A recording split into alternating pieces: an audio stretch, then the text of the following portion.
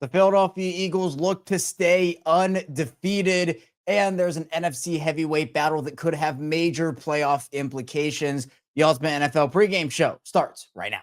It's the Ultimate NFL pregame show. Every team, every game, every angle. The local experts of the Locked On Podcast Network going head-to-head on every matchup. It's the Ultimate NFL pregame show. Unprecedented insight, unrivaled passion, and unsurpassed knowledge. It's the Ultimate NFL pregame show. The Locked On Podcast Network. Your team every day. Week 5 of the NFL is officially here, and we've got everything you need to know heading into the weekend from the local experts across the Locked On Podcast Network. I'm your host, Kevin Ostreicher, the host of Locked On Ravens, one of the many local experts across our network, the Locked On Podcast Network, your team every day.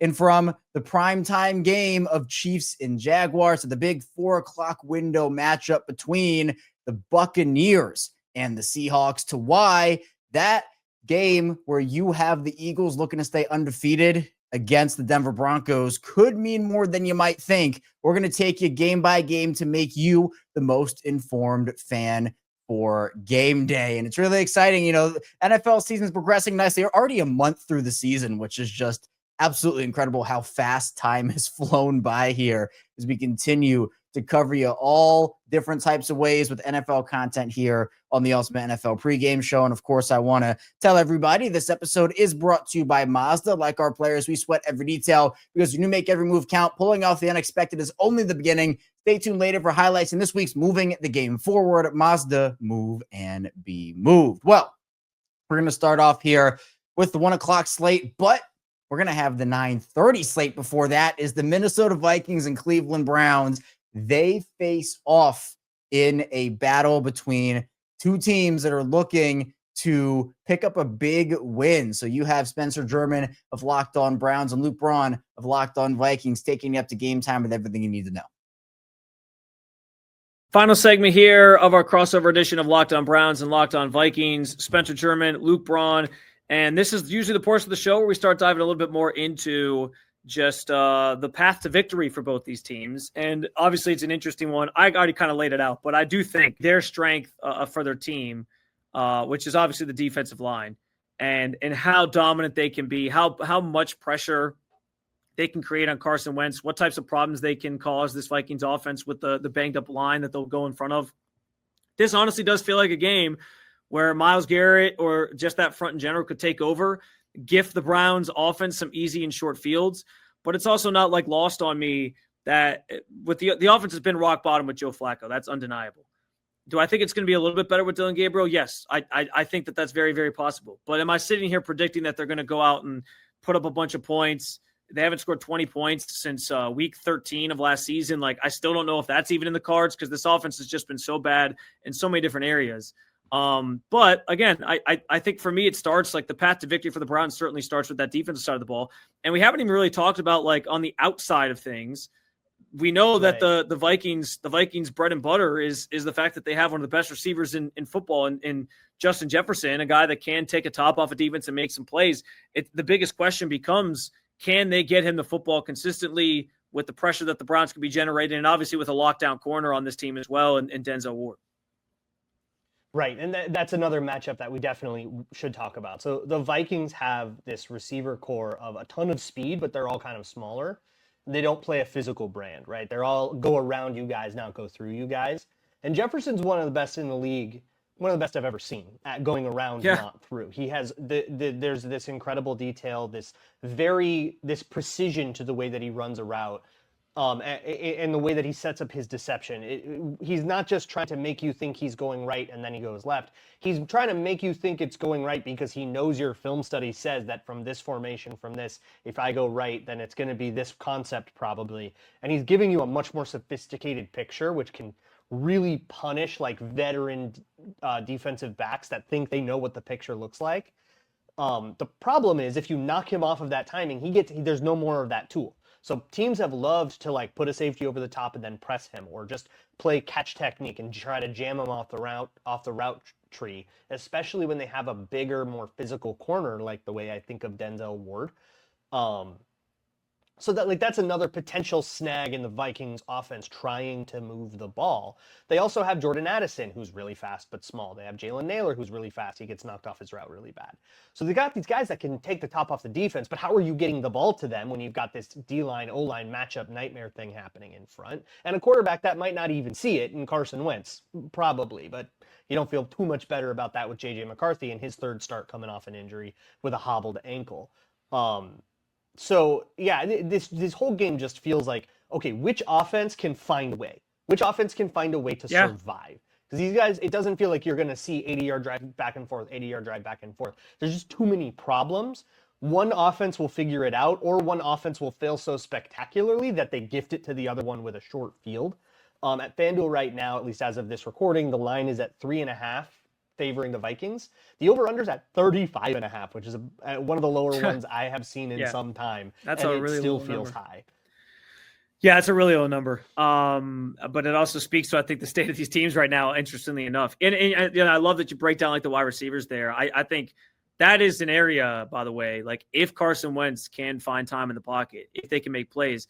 I know Justin Jefferson also primarily an outside receiver. I think he lines up outside 80% of the time. I think it's something crazy like that. It's hard to make that because there's like two-man stacks and like who's the quote-unquote outside guy doesn't matter.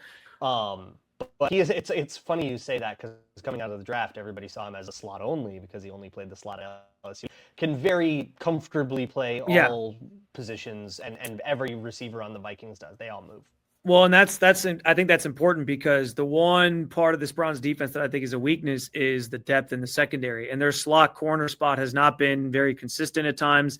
It was Cameron Mitchell for a little while. He was just released yesterday because he just wasn't performing. They've had Miles Harden there more lately. They also they tend to put some safeties there at times. So that's kind of like the one spot that you can attack. So whoever they're sort of utilizing in the slot, I think there's an advantage there, especially with it being a great receiving core. And also Denzel Ward doesn't usually shadow somebody all over the field. They kind of trust whoever's in a certain spot to just guard whoever's in front of them. So that's another key thing to keep in mind is like he'll be on his side of the field and he'll be messed up with Justin Jefferson a lot, I'm sure. But there's going to be times where like he goes the other side.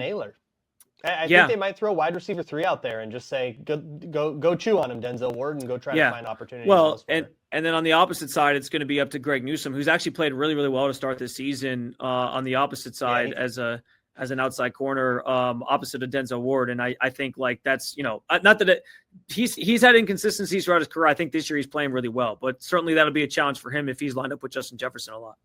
Yeah, when are you trading Greg Newsome to the Vikings? I've been asking for this for like 3 years. When are we trading with the Vikings? What's the draft pick? What do you need? Yeah, it's a good question. I mean, he's been in trade rumors for a couple of years, but we'll see. He's playing for a contract right now, so could be an opportunity at some point down. Yeah, maybe it's a deadline move, right? Brown season goes belly up. Maybe we're sitting at 500. I don't know if they have enough corner depth to make that move, but yeah. So another fun matchup for sure is going to be that Vikings receiving core against the Browns secondary. And yeah, I think you're right. Like whichever offense kind of finds a way here, I think is who sort of comes out victorious. But I think the number being 35 speaks to the state of these two teams right now. Let's before we get out of here, a prediction from both of us on how we think this game goes, who comes out on top. We haven't even talked about the fact that like the Vikings have already been over there, like because they were in Ireland and now they just go to London. That's probably why they're favored. I wonder. I'm looking at what the Browns did against the Packers, which is just unequivocally a better offense than what the Vikings have done by a lot. And the Browns managed to stymie that, and they managed to. That Ravens game is a tough sell because it did end up being really bad, but there was a lot of spotted turnovers and short fields and stuff. And I kind of felt like for a good portion of that game, the Browns held up well until they just kind of ran out of gas. And it got away from them after that defense kind of got hung out to dry. I don't know, maybe you disagree, but I look at this Browns defense and I see it like that's a very good unit, and the Vikings defense is a very good unit, and it comes down to that. But for the Vikings to be favored by more than a field goal, the only reason I can think of that is either people just think Dylan Gabriel is that much worse than Carson Wentz, which is kind of tough for me to buy. We all saw Wentz. It was an island game. Everyone saw Wentz. I cannot believe in any way that he is getting like credit from the public. And then the rest advantage. So the Vikings have been in Ireland. I think they were a little jet lagged in the Steelers game. Their heads weren't really in it, and they were making a lot of mental mistakes both pre and post snap. So I kind of do believe that their little sleep science thing backfired on them, and they flew in on a Thursday. Well, if the Browns are there and now the Vikings have been there for a week, that could be a pretty big difference. And it does seem like that is driving the Vikings to be favored by more than I think would be appropriate at all on even a neutral field, let alone a Browns home game. Yeah, I think that is a good point. And that could be the thing that sort of is swaying the line in their favor. Because, yeah, like these teams put so much time into figuring out, like, what's the right time to fly out there? How do you sort of handle the jet lag? And we'll see if the Browns have the right method here, leaving Wednesday night to get there Thursday and then and all that. I've talked to a few people who said, like, when they've made this trip before, usually by Sunday, you sort of felt like you were ready or you were kind of acclimated. But I think you're right. Like, on the football field, sometimes it plays out where there's the mental mistakes. There's like a lull or malaise to the team. So we'll see how it turns out for the Browns. But I do wonder how that's impacted the line here. I'll let you have the floor first here, Luke. What is your final prediction for Browns and Vikings on Sunday? So I hate doing score predictions. I haven't done it for a long time. Browns fans have heard me come on and a crossover and say I'm not doing a score prediction. You're saying arbitrary numbers, doesn't matter. But here's what I will say. I don't think either fan base walks away happy. Somebody's going to win but feel like it was ugly, and then another team is going to lose and be really, really mad. I don't think any fans are going to walk away like feeling great about it. You don't know Browns fans. They felt good after the Packers win because they were just like, we don't know how many of these we're going to get this year, so we'll take it. So I think Browns fans would feel the same way. There was nothing ugly about that. That was sick, and I was rooting for the Browns big time, of course. But like that was a cool game to watch. No, this is going to be like a slop fest where you go into you're going into the 2-minute warning in the fourth quarter, and it's still a 1-score game, and you're going, oh my god, neither of these teams want to win. I'm going to say I'll have some fun and throw a score out there. I'm going to say the Browns win. Fans might be surprised by this. I'm going to say they scored 20 points. I'll say 20-17, Browns win, and the defense has to score a touchdown if that's going to happen and if they're going to win the game, or at least set them up at like the 5-yard line or something like that. Scoop and score, that's in the cards. Yeah, that's got to be, I think, the way that this game goes down for the Browns to end up coming out victorious. Check out Spencer over at Locked On Browns and Luke over at Locked On Vikings, part of the Locked On Podcast Network, your team every day. Kicking things off in the 1 p.m. slate of games. Let's start off with the Denver Broncos and the Philadelphia Eagles as the Broncos in Bo Nix coming off an impressive win in prime time against the Bengals in week number 4. And the Eagles, they're looking to continue their undefeated streak of dominance. So Sarah Bedinger of Locked On Broncos, as well as Louis DiBiase of Locked On Eagles, talk about key storylines, key matchups, and so much more. All right, we're wrapping up Crossover Thursday right here on Locked On Eagles and Locked On Broncos. Sarah, if you had to say for Denver, and again, they're the underdog in this one, going on the road, one of the only undefeated teams left in football, one of two, the Eagles and the Bills, going on the road against that team is going to be no easy task. But if Denver did pull off the upset here and gave the Eagles their first loss, like what are the 3, you would say, main key victory strategies for the Broncos? Like how do they get this win?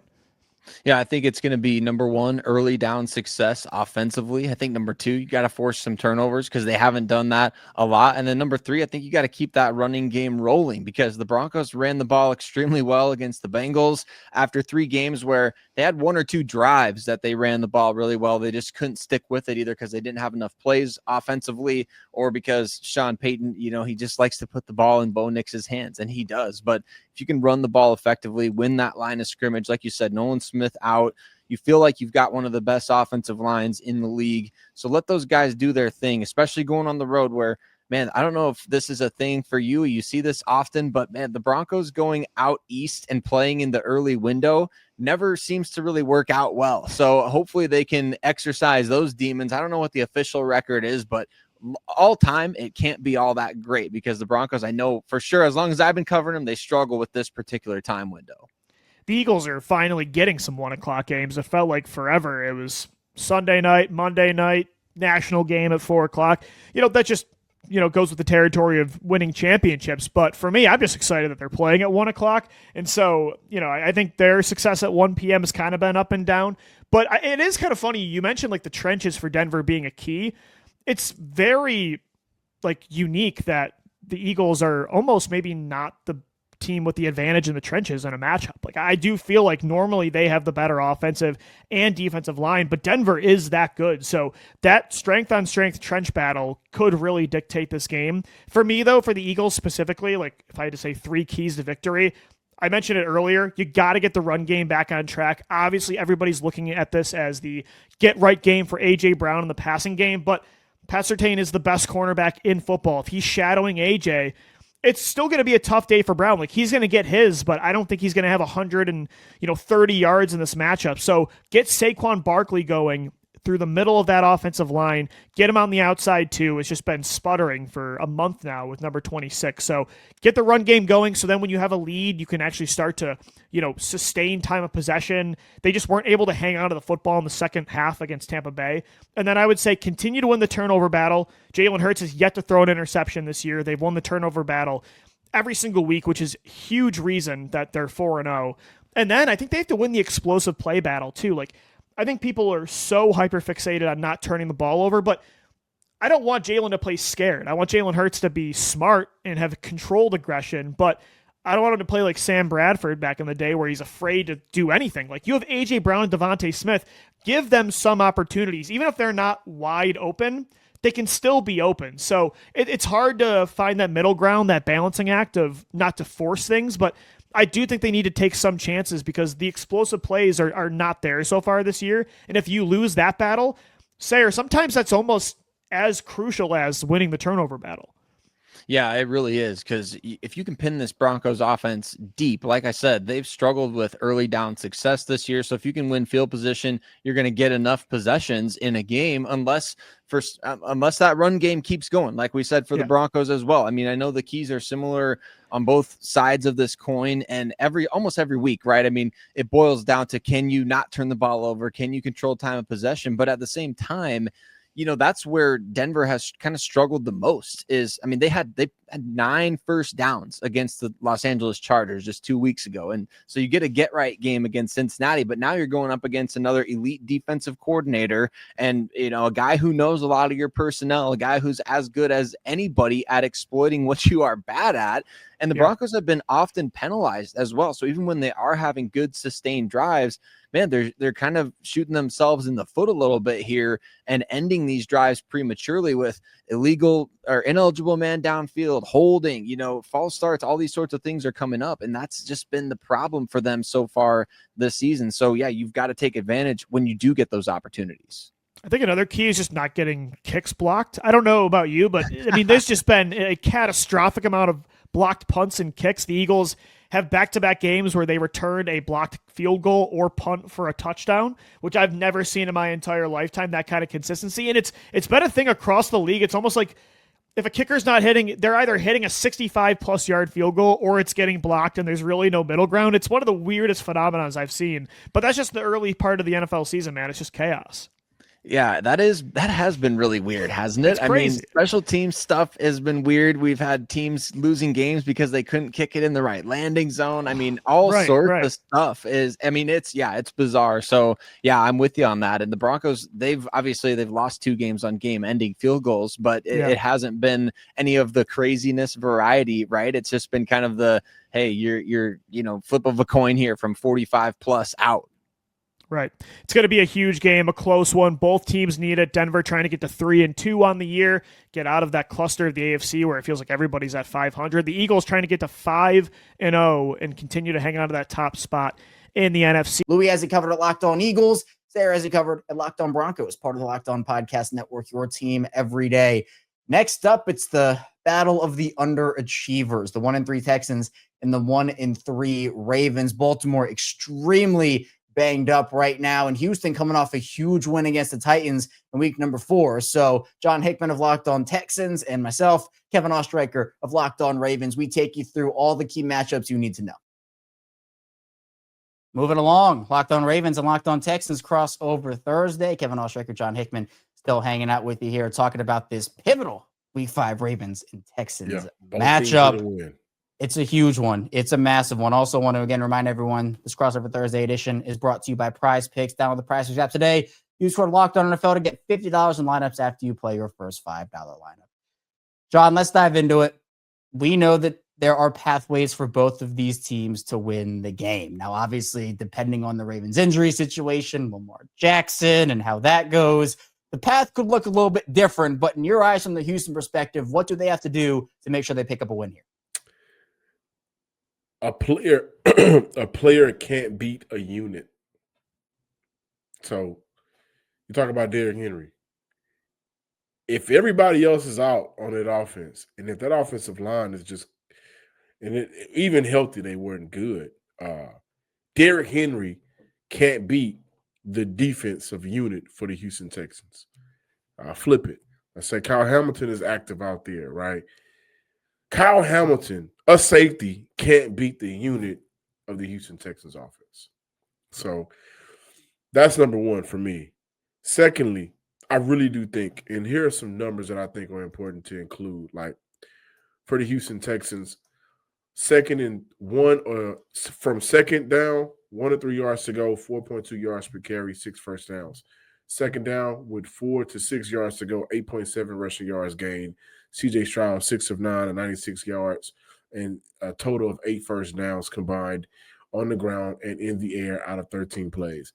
They are going to have to be good on first down, but really take advantage of those good first downs that the second down, the second down that the first down will grant you. So for Houston, they can't play behind the sticks.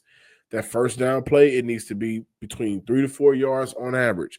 That way, when they get to that second down, they're able to go into their bag and play action bootleg, run the ball effectively up the middle, or they can just go flat out and do another quick pass. But they got to be successful on first down, so that second down allows for them to open up the playbook. If they do that and use that, that model to go up against a weak defense, I think we could see the Houston Texans continue what they left off on against the Tennessee Titans, and put up points against a beat up and banged up Baltimore Ravens team. I think from the Ravens side of things, I'm glad you mentioned, each specific down, particularly first down, right? It's important to get into second and short situations and go there and make sure that you're not putting yourself behind the sticks, as you mentioned. But to me, for the Ravens, I'm going to say third down offense and defense has to be better. And it has to be exceptional, honestly, in this game if you want to be able to win it.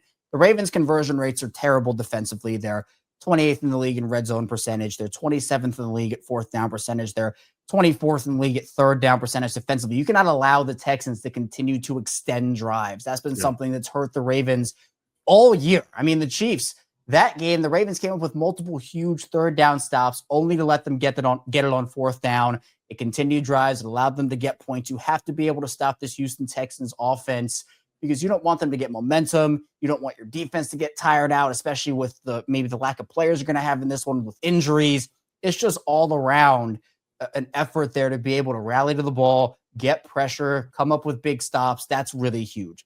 If Lamar Jackson is not able to play, I just kind of think, hey, you got to slop the game up. Like, I just think that's how teams look at it when they're trying to beat the Ravens. Like, okay, how do you stop a team that's so good, or, the offense of Lamar Jackson? You slop up the game. I think that's what you have to do against this Houston team, where you run with Derrick Henry. Hopefully they activate Keaton Mitchell for that game. He is someone I think could make a big impact, assuming he is active. John Harbaugh said there's a chance, but I don't know what that means. And John Harbaugh speaks, so we'll see. But I think, in my opinion, you have to run the ball effectively to start, because that will force the Texans to respect that. Because against Derrick Henry without Lamar Jackson, much like we saw in Tennessee, you can just stack the box and kind of pin your ears back and go. But if the offensive line gets enough push, gets to the second level, Derrick Henry rips off those big runs. Who, by the way, Derrick on the season right now, I mean, he's playing good football. He's averaging 5.8 yards per carry, but he only has 49 attempts through 4 games this season, which is far too few.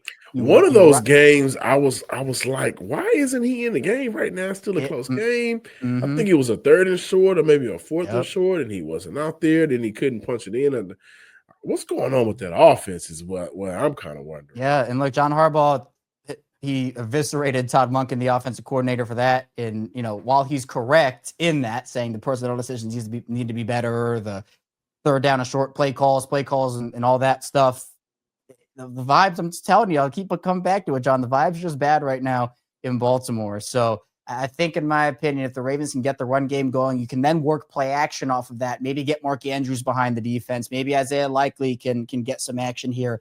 Zay Flowers, Rashad Bateman, they need these guys to step up. Zay's been great to start the year, but with Cooper playing, it's going to be a different type of offense. It's a different skill set than what Lamar Jackson brings to the table. So look, hopefully Lamar can play. Obviously, at this point, hasn't been officially ruled out yet, but man, we hear the reports that it's pretty unlikely he's going to actually suit up in this one. So we will see. Yeah, I don't think so either. So look, there are pathways for both the Ravens and the Texans to win this game. Both of these teams need it. John can be found over at Locked On Texans, and I can be found over at Locked On Ravens, part of the Locked On Podcast Network, your team every day.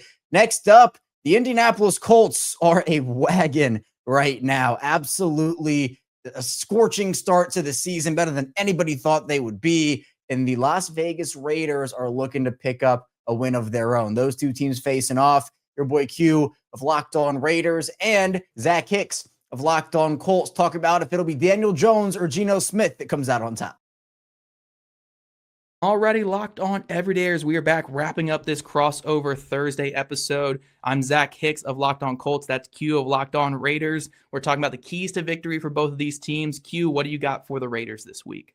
Well, I think they have to try to have as much as a balance of attack as possible, right? They have to be able to throw the ball and then run the rock. And again, I go back to the trenches. It's going to be challenging without their starting left tackle out there who's on IR right now. So they have to try to do that. Week 1, Geno was able to throw the ball around the yard, did a really good job, and they won the game. But they know that that's not going to be sustainable. So they've got to be able to be balanced. Ashton Genty really came around last week against the Bears. Would like to see him continue to get lathered up and run like that he wants to, and that Pete Carroll wants him to. And Chip Kelly's offense works better when he has a really good run game. So they've got to try to establish that. But like I said, it's going to be really difficult not having that key cog on that offensive line. So how do they adjust to that is going to be something to pay attention to, especially early on in the game. And it's funny you mentioned Jonathan Taylor getting a lot of his carries in the second half.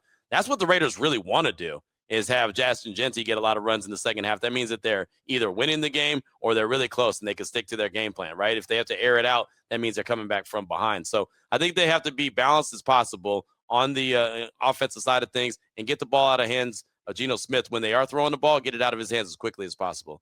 Just because, again, the offensive line, I think, is going to be a little bit leaky. So offensively, that's what it's going to be, balanced and quick hitters. I don't think there's going to be too many deep shots just because I don't think he's going to have the time to stand back there in the pocket. And then, when it comes to the defense, they've got to have to stop the run, whenever the Colts hit them with the run. If it's early, if it's late, whenever, they're going to have to do that. They have to stop the run. And I think they're going to have to create a couple turnovers.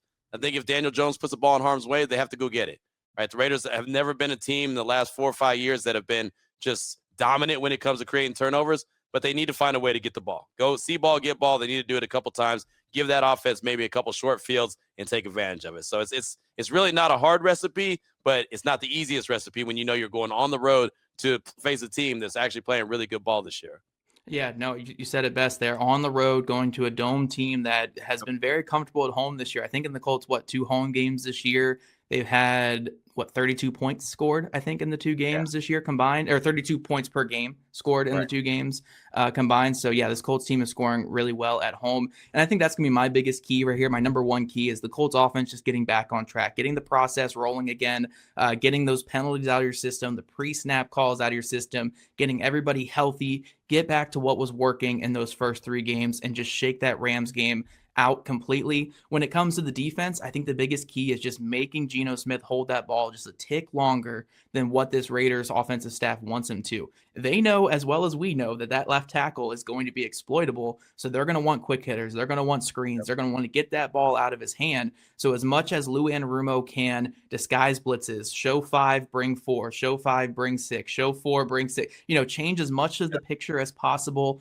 drop guys into coverage late. So Geno Smith has to go from 1 read to 2 read, make him hold it 0.1, 0.2, 0.3 seconds longer. And that could be the difference between getting 5 sacks or 1 sack in this weekend. So I think that's going to be a huge one. And then I think the biggest one, another big one for the Colts here is just get points on the board early. You know, we talked about how the Colts' plan of attack is Shane Steichen says that he wants to throw to score, run to win. Essentially what that means, though, is it's throw to set up the run, throw to soften the defense and set up that run in the second half.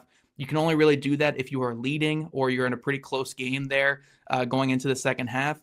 Last week, they felt like they were not like trailing, but they were really like kind of suffocated a lot on offense all game long, and they got away from the run. Get that lead early, go out there, score on your first drive, score on your second drive, and put this Raiders team distance from you. Show them that they're the 1-3 team and you're the 3-1 team early when you're the home team, and you can really demoralize your opponent. But I think this Colts team, it's really just about getting back on track, getting to where they were in those first 3 games, and washing out all the lady unluck in week 4 that they just had. Everything going against you, the bad bounces, the weird drops at the goal line, the holding penalties. Get all that back at home in week 5.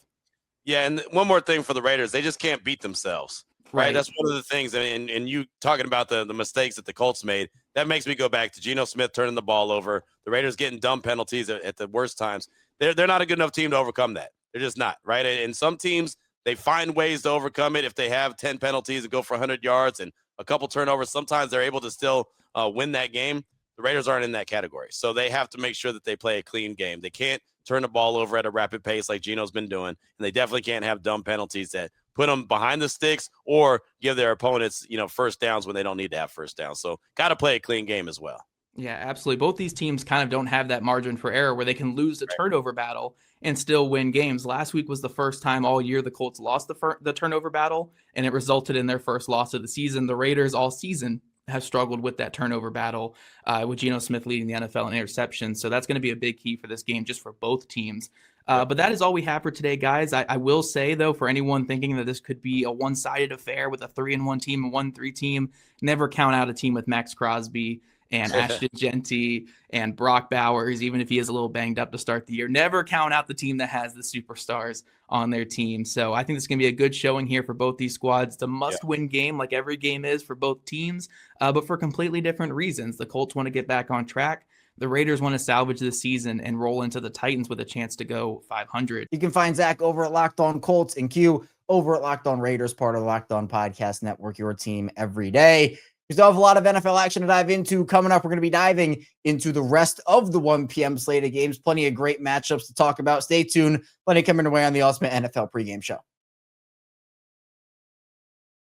This episode is brought to you by Square. Your favorite neighborhood spots run on Square. There are certain businesses that make the neighborhood the neighborhood. These are the places that become an extension of home, whether it's the sports bar dedicated to your team's fan base, the spot with the best wings in town for game day, or that beloved local chain that's been rooted in your community for years. These businesses are what bring people together. When neighborhood businesses thrive, the whole neighborhood thrives. And sports are something that can bring neighborhoods together, whether it's gathering for a game day ritual, celebrating with the best wings, or just being a part of a fan base that calls the place home. And look, Be More Lakes, Fed Hill gets absolutely jumping on game days. Everybody's repping the Ravens. And for Baltimore, Fed Hill is a spot where everybody unites. So Square is a proud partner of more than 4 million neighborhood businesses around the world. You can go to square.com/go/LockedOnNFL to learn more. But before you do, go support your favorite neighborhood spot. You'll be happy you did. Square, see you in the neighborhood. Moving along on the Ultimate NFL pregame show, Kevin Ostreicher still rocking out with you here, diving into all of Week 5's NFL action. Moving along with the 1 p.m. games. Let's start off with the Dallas Cowboys and the New York Jets. The Cowboys, they picked up not a win and not a loss in week number 4. They picked up a tie against the Green Bay Packers. Meanwhile, the Jets, they got beat by the Dolphins, so not a lot of great things going on with the Jets right now. But Marcus Mosher of Locked On Cowboys and John Butchko of Locked On Jets take you through what you need to look out for in this one. It's Crossover Thursday here on the Locked On Podcast Network. I'm John Butchko, the host of Locked On Jets, alongside Marcus Mosher, the co-host of Locked On Cowboys. All right, Marcus, it's time to talk keys to victory. What's your first key for the Dallas Cowboys? The first one is just do your job, right? Like I think, and I'm going to diss the Jets a little bit here. I think the Cowboys are the more talented team. They're the more disciplined team. We've seen that the Jets have really racked up the penalties.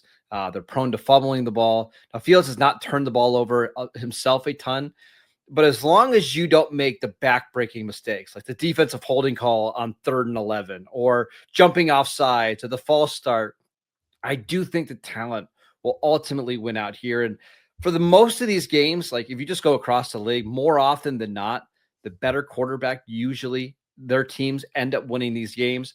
And then Dak Prescott, again, is playing some of the best football of his career. So avoid those big penalties. Don't play outside of yourself. If the Cowboys can do that, I think they'll be just fine. Oh, that's a perfect segue to my first key for the Jets. And you have to cut out the dumb plays. And I was about to say the same thing you did. The Cowboys are the better of the two teams. Now, in the NFL, if you're the less talented team, you can win. The talent gap in the NFL between the worst team and the best team is really not that big. This is not Alabama versus, Northwest Idaho State, college football. I watched the Titans last week. We might disagree on that one, but sorry, Tyler. The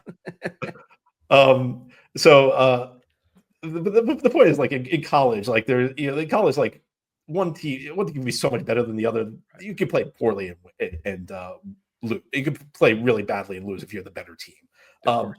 In the NFL, anybody can beat anybody. The old saying, any given Sunday. But if you're the lesser team, you can't make dumb mistakes. And the Jets have played the first 4 games as dumb as any team I've ever seen. They just make terrible mistake after terrible mistake. A personal foul that ends a drive. The Jets moved the ball well against Miami. They just kept committing the penalties at the worst possible time. Things like fumbling, things like fair catch on the 3-yard line. I mean, these are the mistakes you can't make if you want to beat a superior Dallas team. So my first key for the Jets is just play smart football. So how about you? What's your number 2 key for Dallas? It's win the special teams battle. And this is something that the Cowboys did well last week against Green Bay. They blocked the extra point that they returned for 2 points. That's a 3-point swing. Kevontae Turpin had a big return at the end of the game to set up the go-ahead touchdown. Brandon Aubrey, one of the best kickers in the league. He was clutch all game long with the kickoffs. In a game in which the Cowboys defense is going to struggle to get stops, you have to win the special teams battle. And that's something that, for the most part, the Cowboys have done this year. Keep an eye on their special teams unit, because a lot of times they can swing games. If they have a poor game in this one, it's going to be awfully hard for the offense to overcome that unit as well as the defense. My number 2 key for the Jets might be familiar to Jets fans, because I think I've used this key the last 2-3 weeks. The Jets have to simplify their coverages. They have to figure out this coverage scheme, because there are just too many busts in the secondary. There was a play on a 3rd down against Miami where they had nobody assigned to Tyreek Hill. I mean, they essentially, like, it was the easiest completion of Tua Tagovailoa's life. It's a 3rd down play. He's going to look to his number 1 receiver, and nobody's covering him. And that seemed like it was by design by the coverage the Jets ran. But there were also just breakdowns. I mean, there was one play where Hill caught a pass because Sauce Gardner thought he and Tony Adams were switching, and Adams didn't switch. This system right now just seems like it's confusing guys. So the Jets need to simplify things. They need to get everyone on the same page. And even if you're running more basic coverages, it's better to run a coverage you can execute than a complex coverage you're going to bust. So I think the Jets have to adjust what they're doing on the defensive side of the ball.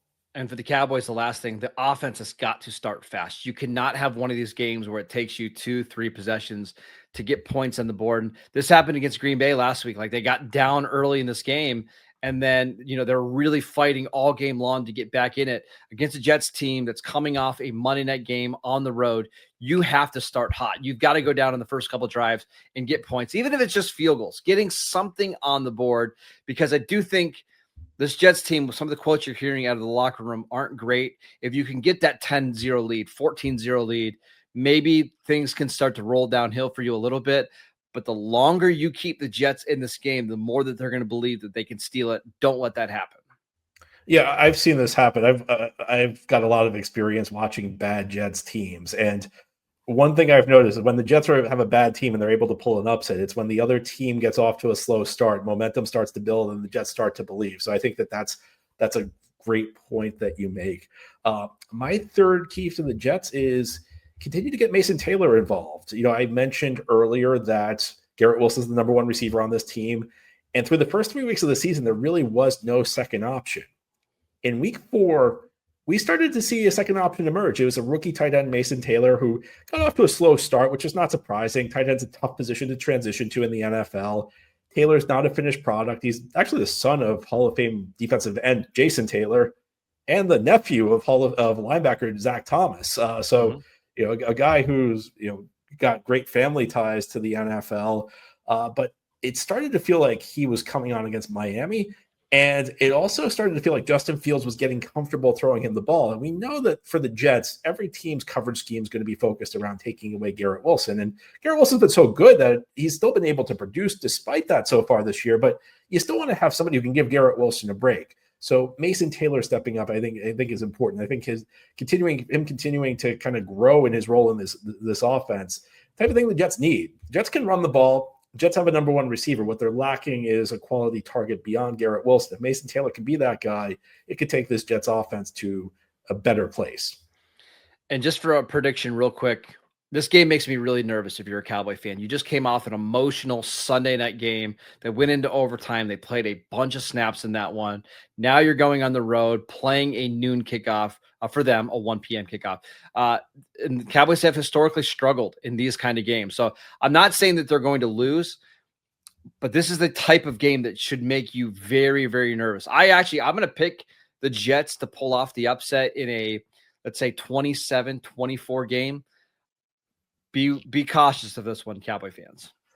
I would pick the Dallas Cowboys, but I think it's going to be a high scoring game just based on these defenses, which the way these things go is like, this is going to end up being like a 10-7 game because it'll be like one game where these defenses finally play well. You know, the NFL has a way of throwing curveballs at us. You know, just whenever you're sure something's going to happen in a game, the opposite usually happens, I find. So I wouldn't be surprised if this was, I think it's going to be a high scoring game, but would I be shocked if like this game out of nowhere is like a defensive struggle? No. I think the Jets are going to be competitive in this one, though. I think that this is, I'm not ready to pick the Jets to win. I need to see the Jets close out a game before I'm ready to pick them to win. But I think that this Jets team, there's a lot of just negative feelings around them. I feel like this is the type of game where maybe they sneak up on Dallas and at least give them a scare. So I think we're kind of on the same page. This is a rare Locked On episode, though, where we're picking the other. We're each picking the other team. Shows you our confidence in our respective teams, right? I've been a part of a few of these before, which I think when you're a Jets fan, you'd never pick the Jets, but yeah, I think you're absolutely right. You can check out John over at Locked On Jets and Marcus over at Locked On Cowboys, part of the Locked On Podcast Network, your team every day. Next up, the New York Giants pick up a huge win in Week 4 in Jackson Dart's debut. Big win for the G-Men. Meanwhile, the Saints, the Saints right now are not doing too great. So you got Patricia Strano of Locked On Giants and you have Ross Jackson of Locked On Saints talking about whether it'll be the Spencer Rattler show or if Jackson Dart can pick up his second. All right, family, we are wrapping up this crossover Thursday with what each team needs to do to get a win. Patricia Traina of Locked On Giants is here to give us an idea of what it is that the Giants need to do to get a win in New Orleans. Patricia, what are you going to be watching for in this game? Well, first off, I want the Giants to score on the opening drive. Take that crowd out of it. That crowd down in New Orleans, bless their hearts, they get loud. And you give them something to cheer about, they are going to drown you out. And even though the Giants have been preparing for that in practice this week, pumping up the speakers at max volumes. I mean, I could hear it all the way where I live, and I'm a half hour away from where the Giants practice. But take the crowd out of it by scoring first. Be efficient with your drives. Have a nice long drive. Cap it off. That's what the Giants did last week against the Chargers, and it worked in their favor, being the home crowd, which drowned out the Chargers. So that's number one. But most important, Ross, the Giants better be better in the red zone. They have been awful in the red zone. They have converted 26.7% of the red zone opportunities for touchdowns, which is last in the league. They are doing 28.6% on goal to goal, which is 30th in the league. You know, they got to score. You get down to the red zone. I always say it on Twitter. I say it, in my podcast, field goals ain't going to cut it. So the Giants have got to get into the red zone. They've got to score. They've got to do quicker plays, not these long drawn out plays that take forever to develop, which is what they've done a little bit of this year, and just get into the end zone and move on. Yeah, that's going to be big. And look, Saints know red zone struggles as well. They're sitting at 50% though, and I think a lot of people think that's bad. But then you look at the Giants hovering around in that kind of high 20s area. You kind of get an understanding of hey, look, these are two teams that really need to see that red zone percentage and scoring potential there really tick up. I think both these teams absolutely looking for that as well. For me, this comes down to getting pressure on Jackson Dart. Anytime you have an opportunity against a young rookie quarterback, you got to go up against, and that there's so much of what Kellen Moore calls the unknown with that. What is he going to be able to do? What is he going to do differently as they continue to add wrinkles around him after now getting some game exposure and a big win against the Chargers that I'm sure no one really, was on the Giants side going into that game, yet they walked away with a win there. And now they're coming with that confidence here to New Orleans. And so getting pressure on Jackson Dart's going to be a big part of it. I mentioned earlier that the Saints don't get a ton of pressure in terms of pressure percentage, but when they've gotten pressure, they've done a good job of converting that to sacks, something they used to struggle with quite a bit. We'll see if the Saints can keep that going. And then the other thing for me is just going to be getting off the field on third downs. The Saints are giving up third down conversions at a 42.6% clip, 27th in the NFL, not far behind the Giants, but that's going to be a big thing that the Saints are going to have to improve upon in this matchup is don't let the Giants all of a sudden get good when it comes to staying on the field or cash in when they get into those red zones. You've got to own the situational part of this game at home if you want an opportunity to win and get that first win of the season. So if the Saints can do those two things, I think it puts them in better position. But it goes a long way in saying that these are both teams that absolutely are desperate for a win here in this situation. Yeah, if the Giants can win, they go 2-3, and now suddenly the season doesn't look as bad as it did maybe a couple weeks ago when they were potentially facing, an 0-4 mark or going into this game. So the Giants, if they can control the clock, if they can convert in the red zone, if they can just avoid the mistakes which have come back to bite them, it's not good enough to overcome some of the mistakes that they have made. They play as clean a game as possible. They're going to give themselves a fighting chance. Yeah, it gives me it reminds me that a big part for New Orleans is playing discipline. They did a good job of that last week, only 4 penalties after 11 the week before, 13 week 1. They've got to remain clean on their side of the game as well. It's a really, really good point. Kellen Moore said that they are a team that is not doing the things that winning teams do. They need to flip that script, and I'm sure the Giants are looking to do the same. Patricia, what's your prediction for this game? I'm going to say the Giants win this one. I'm going 23-17. I think the Giants, again, the running game is starting to come alive, and that's a big thing that was missing earlier in the season for the Giants. Cam Scatterboo is now RB1 because Tyrone Tracy is sidelined with the shoulder, and he's a human bowling ball. I mean, he was running over guys like crazy. So, if they can get that balanced offense, which was missing earlier in the year, I think the Giants can control the clock and come out of New Orleans, which has been a house of horrors for them because they haven't had much luck down there. And they've been some wild games down there, but very weird. Control the clock. I think they can come out with a win. Yeah, I'm going Saints 19, Giants 16 in this one. I just think the Saints are desperate to quiet the noise around them, and beating a team that is seen as beatable, heavy air quotes on that, is one way to keep the noise down a little bit as they continue their progress. Patricia is over at Locked On Giants. Ross is over at Locked On Saints, part of Locked On Podcast Network, your team every day. Dolphins and Panthers, two very interesting teams. Tua Tagovailoa versus Bryce Young. Julian Council of Locked On Panthers and Kyle Krabs of Locked On Dolphins talk about what each team needs to do to pick up a win. All right, back here on this Locked On NFL Crossover Thursday edition of Locked On Panthers and Locked On Dolphins. Again, go over to PrizePicks and download the app and use code Locked On NFL to get $50 in the lineups after you play your first $5 lineup. Julian Council, Kyle Krabs looking at this game on Sunday. One of these teams well, maybe we could have a tie. We just saw one on Sunday night, but hopefully for one of these teams, they will go to 2-3 on Sunday. As Lord knows, no one wants 1-4, and they definitely don't want to be 1-3-1, even though I guess that's better than 1-4, but will not feel great. Kyle, what are the keys for Miami? What are the things they got to do to get to 2-3 and of course avoid 1-4 and Lord forbid 1-3-1? Yeah, I think I look at it's a low-hanging fruit thing to reference, but third downs have been such a prominent piece of the puzzle for this team on both sides of the ball. They're second in conversion rate on third downs offensively, and they're 31st in the NFL defensively in third down conversion rate. As far as if I told you the Dolphins convert 49% of their third down opportunities, you'd say, hey, that's pretty good, until the other side of the coin is they're giving up 51% of their third down opportunities. And it's a tale of third and longs and third and nots. When they are in third and shorts, they are getting almost no stops. And then you have the fourth down reps where they've given up 5 of 6 fourth down attempts as well, because it's all 3 yards or less. And teams are able to kind of get after their run fits, and they've got 2 young guys on the defensive interior and their ability to get off the blocks.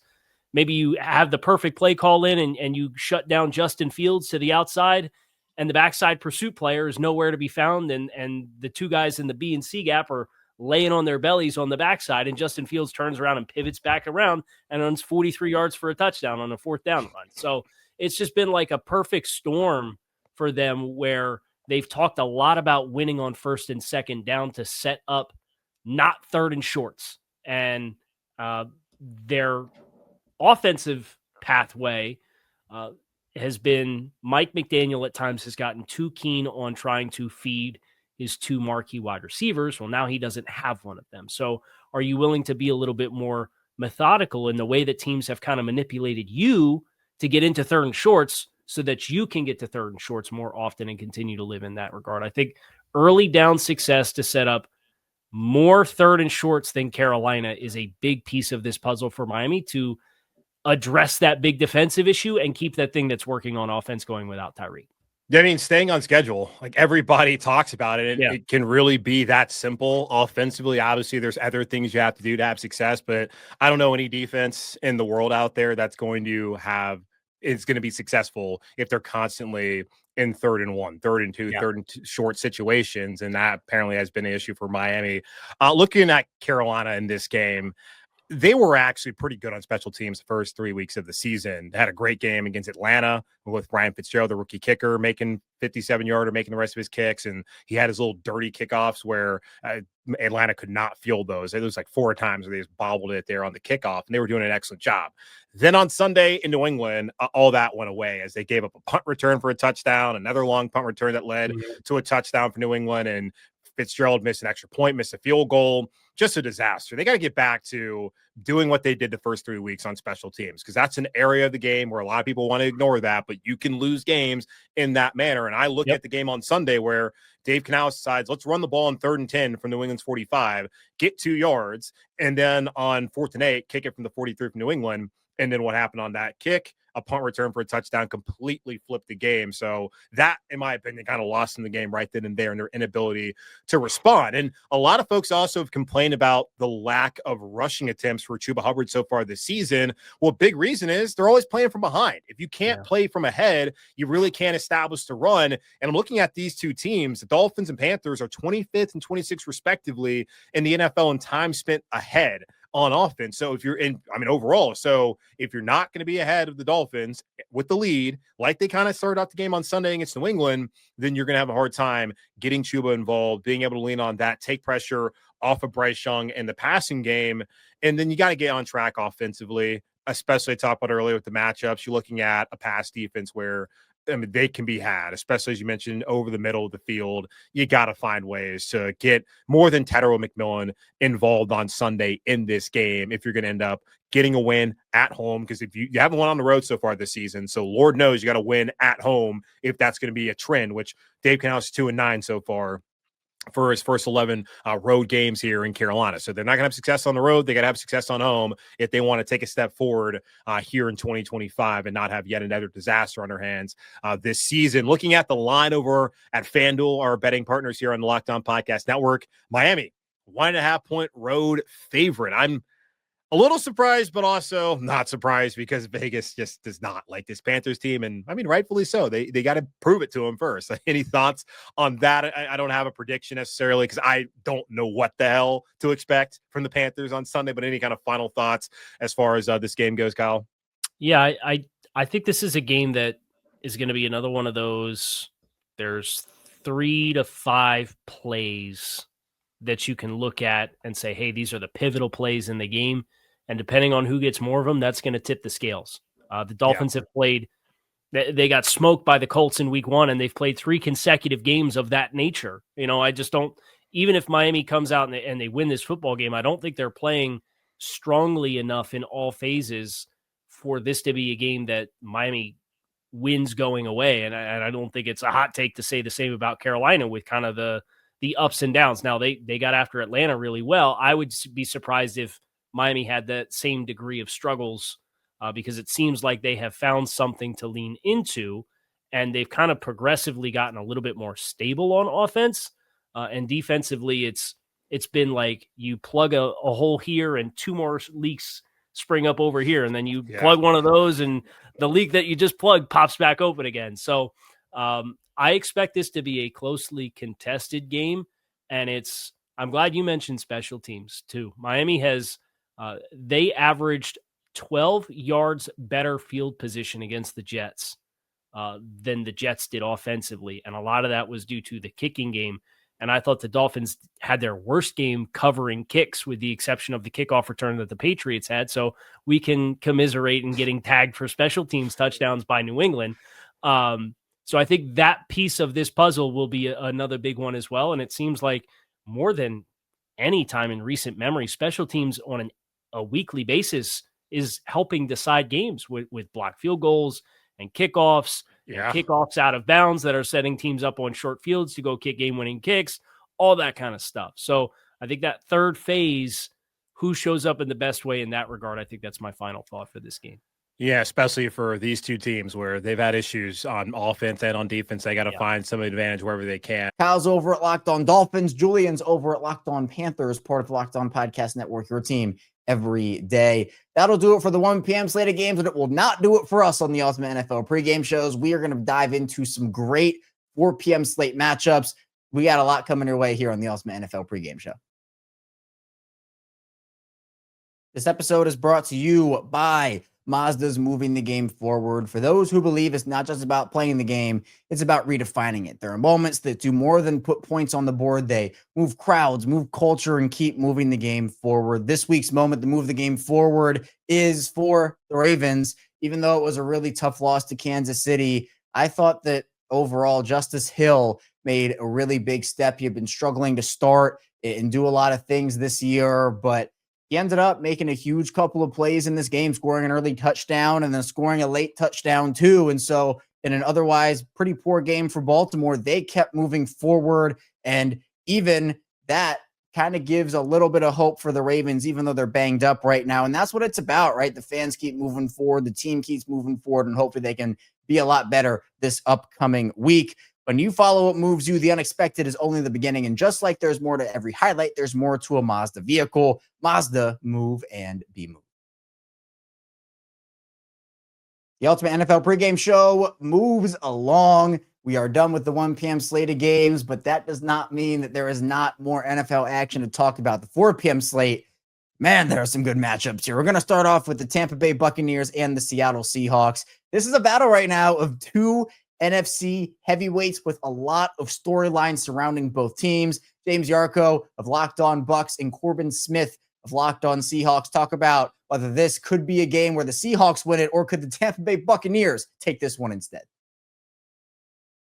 Welcome back to Crossover Thursday, Locked On Seahawks, Locked On Bucks. I'm Corbin Smith of Locked On Seahawks. He's James Yarko, Locked On Bucks. We've got a pivotal NFC matchup that, look, I know it's week 5, but this is the kind of game at this early point of the season that is carrying some playoff implications in seeding, because you're talking about two teams, Seattle and Tampa Bay, that are 3-1.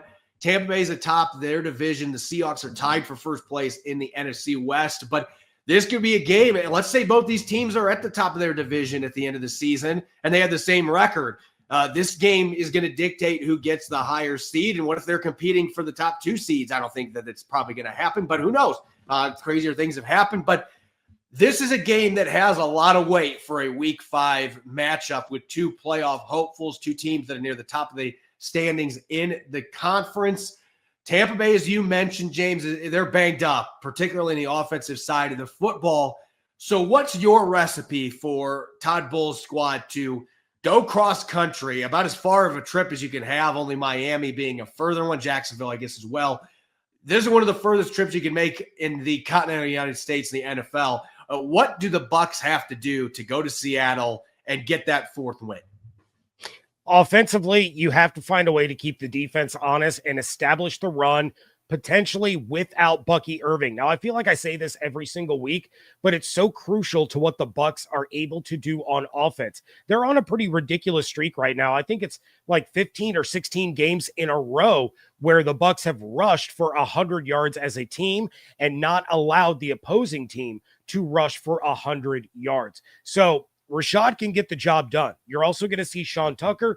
You're possibly going to see the regular season debut of rookie running back Josh Williams out of LSU. So that's where the Bucs have to be able to show that they can gain yards, in this facet of the game. That's going to open up play action. That's when Baker is at his best and he can start to take his shots to Ibuka, to Godwin. Sterling Shepard has been a huge part of the passing game early on in the absence of some of these other receivers. But it all starts with Rashad being able to play the way we've seen him play through the first month. Just now, he has the chance for a lot more opportunity. Then defensively, you have to send the pressure after Sam Darnold. Bowles is one of the best at drawing up those pressures that come from all over the place. But if he's without Dean, Morrison, Izzian, and Reddick, it's going to be tougher. But Darnold is a different quarterback this season when he's getting blitz. His completion percentage drops almost 20 points from 76.1 down to 57.6% when he's facing a blitz. Both of his interceptions have come when he was being blitzed, and he's only been blitzed on 35 of his dropbacks this year. But through 4 weeks, the data is there. He is going to be far less accurate, and he's prone to some mistakes when you're sending those extra guys. Levante David, Servassier Dennis, Antoine Winfield Jr., Tyke Smith, they've all had a lot of success as blitzers this season. So I would expect Bowles to send them early and often and really try to set the tone for the game.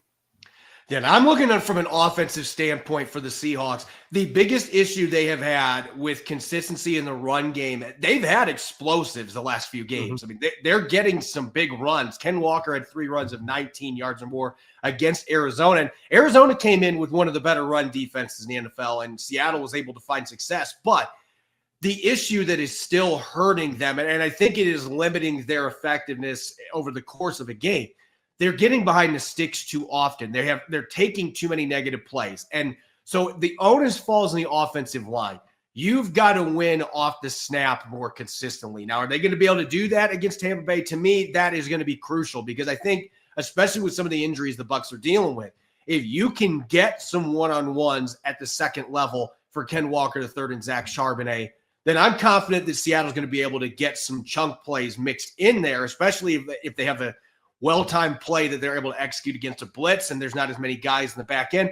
There's some things that could work out for Seattle, but they're going to have to find a way to prevent the leakage that has hurt them early on. No team has had more runs of 0 yards or negative runs than the Seahawks have had to this point, and it's put them behind the sticks. And Sam Darnold's made up for it a lot of the time, but they have got to eliminate those as much as they can this week. And that also falls on Ken Walker. Like, if you don't have anything in front of you, just put your shoulder pads down and take the -1 or the 0 instead of trying to become a hero and take a -5, like he's done several times this year. You can't afford to do that against this Bucs defense and then getting second and third and really long and then let Todd Bowles cook up his blitzes and his exotic pressures. You can't let that happen, and then that puts way more strain on your communication from your offensive line. So I'm looking at those early down plays in particular. Eliminate those negatives in the run game, and even if you're only getting a yard or two, that's still a positive play. You're still getting the chains moving forward a little bit. Eliminate those negative plays. I think if they're able to do that, it's going to help set things up more for the passing game, and they can't afford in this game to get behind the sticks a bunch of times, as they've done at several occasions this season. And defensively, I'm going to be just countering what you mentioned there with the run game. Like, I'm putting everything in Baker Mayfield's court with the injuries they've got on the offensive line, at the receiver position. Seattle, Ernest Jones said it a couple weeks ago. You want to run on us? Good luck. They have been one of the better run defenses in the NFL. They are going to be coming out looking to shut down Tampa's run game and then put everything in Baker Mayfield's court. And then Mike McDonald can start unleashing his front four. They haven't had to blitz very much because, let's face it, Leonard Williams, he's licking his chops going to this game. Hey, Cody Mock's out. They've got some injuries. I'm going to take advantage of this. Jaron Reed and Byron Murphy II is having a breakout sophomore season. Those guys up front, they don't have to send guys on blitzes. I think Mike McDonald, though, gets a trigger finger some in this game. And I think Devin Witherspoon, if Nicky Manwari's back, he's going to mix some of those in. But you shut down the run game, or at least make it that it is not a big part of the offense, and then eliminate some of the effectiveness and play action and let your front four go to work against an offensive line that's got some injuries. I think the Seahawks can have a significant advantage there, and it can work in their favor with a very healthy secondary making plays on the football as well. Yeah, I do have to say it's probably like I love watching Kenneth Walker play football. I absolutely love it. But it's because I don't have an emotional investment in him. So I love watching him try to make magic happen. And sometimes it works, sometimes it doesn't. But I would imagine that for Seahawks fans, having that emotional investment and seeing him do that repeatedly makes you want to pull your hair out. I love watching him. I think he's a lot of fun. But yeah, I certainly am concerned about the Seattle front four, what they're going to be able to do. Charlie Heck got worked last week against the Philadelphia Eagles.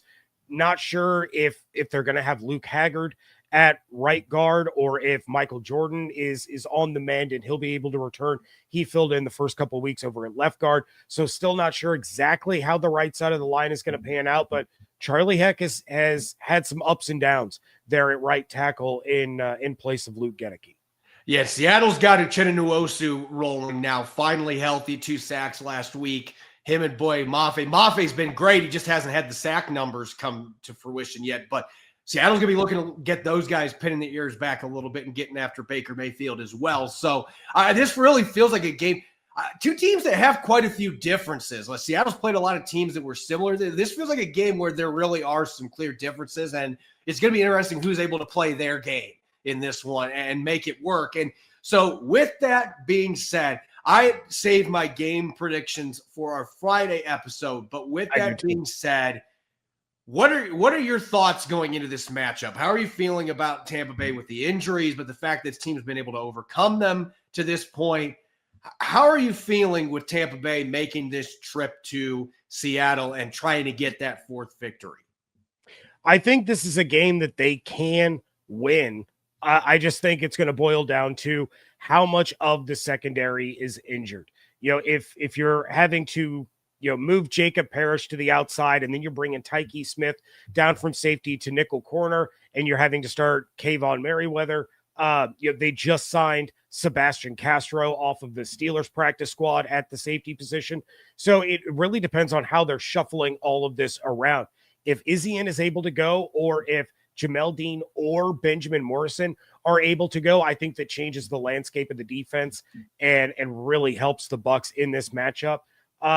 So as of right now, kind of the same as last week. I'm leaning Seahawks because of the injuries, but I always save my my final predictions after the Friday injury report and when I do that show. But fun little factoid, shout out to my guy Evan Klosky of 10 Tampa Bay.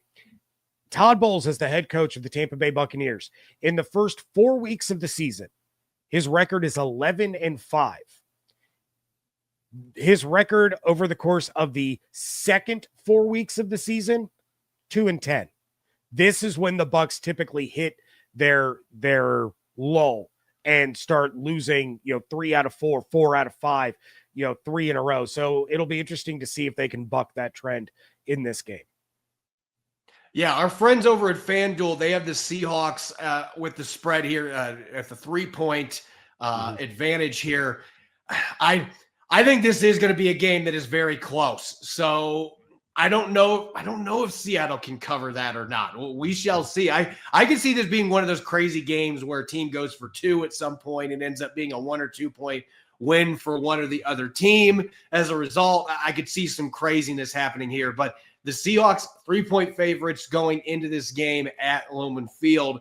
We can expect a dogfight to well-coached teams, to aggressive teams, and 2 of the best teams record-wise in the NFC. This should be a really fun, get your popcorn ready caliber matchup for week 5. Be sure to support Corbin at Locked On Seahawks and support James over at Locked On Bucks, part of the Locked On Podcast Network, your team every day. Next up, the Washington Commanders and the Los Angeles Chargers, two up-and-coming teams, two teams looking to pick up big wins, and you have a lot of good players on both these teams are going to look to make an impact. So David Harrison of Locked On Commanders and Daniel Wade of Locked On Chargers talk about which talented team will be able to take home the win. All right, it is this Locked On crossover episode. We have Locked On Chargers with me, Daniel Wade, and Locked On Commanders with David Harrison. We don't get to do this matchup very often, and this is one that feels like it's going to be a really good game, at least in my opinion. I mean, I think both of these teams have their advantages, but I think there are certain things that each of these teams is going to have to do to pull this win off and make sure they're not going on a 2-game skid, because both of our teams are desperately trying to avoid that. But thank you guys, as always, for making us your first listen, as all the everydayers do out there. If you need a second listen, make sure to check out Locked On NFL, because they have a double dose for you every day with Tyler the Madman Roland and also my guy Tony Wiggins in the barbershop, giving you everything you need to know around the league on YouTube and wherever you get your podcast from. But we're going to get into what each team needs to do. I want to go back and forth here, David. Let's start with your first key to what you think the Commanders need to do to pull off this victory. Yeah, I mean, I think the first thing they need to do, man, is win on the early downs, right? Get 4 yards or more on first down, get 60% of the remaining yards on second down, convert your third downs. The third down offense has been terrible overall. They've had a good game. I think the Las Vegas Raiders game, they converted 50% of their third downs, but overall 33%. Last week against the Atlanta Falcons, 1 for 8. And I'll add a little bit of seasoning to that 1 for 8. That one conversion they had, Marcus Mariota ran the ball for 22 yards off script because the play they designed failed, right? So if you want to be technical, design plays, they were 0 for 8 against the Atlanta Falcons. So they got to get better there. Plus, move the chains, put the ball in the end zone, and it counteracts the Los Angeles Chargers and something that I think they're going to try to do, which is run halfback duo, because the Washington Commanders are going to use a lot of 4-man fronts. And what does halfback duo, or what does the duo do? Pushes those defensive linemen out of the way, gets the running back against the linebackers. This is the type of defense that play runs really well against if you can be in that situation. But if the Chargers are playing catch up, you get them away from that ability. You get them passing in obvious situations, and that's where, I don't know, maybe Mikey Sanders still comes up with a second interception of the year. Oh, I mean, hey, I think that absolutely works on both sides of the ball. I actually went the other direction. I said win the battle of fourth downs, and I'm interested to see what you kind of think about this, because obviously the Commanders, one of the things they were known for was just being insane last year on fourth down. To be exact, 20 out of 23 is what they were on fourth down last year, converted an 87% clip. They've slowed it down a lot more this year, David. Only 5 attempts this year per True Media, 3 out of 5 so far. Is that a Jaden Daniels thing, or is that, because Dan Quinn had more faith in the defense? What do you think has led to them going for it much less? It's a Matt Gay thing. The Washington Commanders brought in kicker Matt Gay, and the only reason I really knew this, I kind of surprised everybody on the Commanders beat, because here they signed this kicker, and I'm just spitting all these Matt Gay facts, and they're like, you just know this random kicker that the team just signed. Well, Matt Gay was drafted by the Tampa Bay Buccaneers, and I covered the Tampa Bay Buccaneers when Matt Gay was there. This dude has a cannon for a leg. Now, truthfully, with all the legs that are going out there today, he really doesn't. He kind of has an average leg today, but last year's kickers, Austin Seibert, Zane Gonzalez, and then the numerous others, they had like half a dozen kickers. What they were all lacking was that distance. They didn't really have the ability to kick a 52-yard or 55-yarder with consistency in the distance. Matt Gay can do that. Now, he's had some issues with accuracy, but as soon as they signed Matt Gay and then they released Zane Gonzalez, so no competition at the kicker position, it was immediately clear to me they don't want to go for it on fourth down as much as they did last year. They went for it as much as they did last year because they also don't want to punt from in close. So your only options are go for it or punt in close. Dan Quinn's not going to do that. But this year, that's why, because they have faith in Matt Gay's leg to kick it in from those distances, and they're going to allow him the opportunity to do that. No, I really wanted that insight. I'm glad you said that. But it also feels like a game that could come down to a couple fourth downs. Chargers have had some bad moments on fourth down so far this year, but also had a moment last game that kept them in the game by getting a stop on 4th and goal and being able to give the Chargers offense one more chance to tie the game. But it does feel like a game that could absolutely be decided by that. Chargers have only gone for it 3 times on 4th down this year, which is a Jim Harbaugh thing more than anything, because obviously, it's probably a Cameron Dicker thing too, because they have the most accurate kicker in NFL history, definitely plays a part of that. Where would you go for your second key to victory for the Commanders this week? Yeah, I think they got to generate pressure with a four-man rush. You know, Joe Witt Jr., Dan Quinn, they're known as aggressive defensive play callers and all this stuff. And they certainly are. They've only been blitzing about 27% of the time, which is about middle of the pack in the NFL when it comes to blitzing. And I think the reason they're doing it is because if you watch the Packers game, if you watch the Falcons game, honestly, even if you watch the Raiders game, Trey Tucker went off against the Washington Commanders. Now, granted, they lost, so it kind of got lost in the mix a little bit, but the coverage has not been great, and there's been blown assignments week in, week out, opportunities. The question or the problem comes in when you've got pressure on your quarterback, right? Russell Wilson was running for his life in week 1. Geno Smith was running for his life in week 3 outside of a few big plays, so they weren't able to take advantage of it. Jordan Love and Michael Penix Jr. were standing in clean pockets, so they spot the blown coverage. They hit the blown coverage. Bijan Robinson, 59 yards later, is getting tackled right at the goal line, things like that. So that's really the big thing, is the more you have to blitz to get pressure on the quarterback, the less you have in coverage, obviously. So you need to, given the weaknesses they've already had in the secondary, you need to be able to get home with 4 rushers, or else you're going to have to start bringing 5 or 6 guys, and that's only going to weaken your secondary even more. Yeah, and Justin Herbert can play against the blitz, right? And the thing is, you probably don't need to bring more than 4. I mean, per Nate Tice, 50 pressures on 95 dropbacks the last 2 weeks for Justin Herbert. My key is keep Justin Herbert healthy, because the easiest way to lose this game is not having Justin Herbert out on the field. And Herbert has been hit close to 40 times over the past 3 weeks. It's just unsustainable. And look at Jaden Daniels, right? Like, you can't let these guys get hit that much, and he's getting hit at almost an unprecedented rate. The Chargers have issues on their offensive line. They have to keep Herbert, at least give him a chance, keep him healthy, get him through the game if they want to have a chance at all.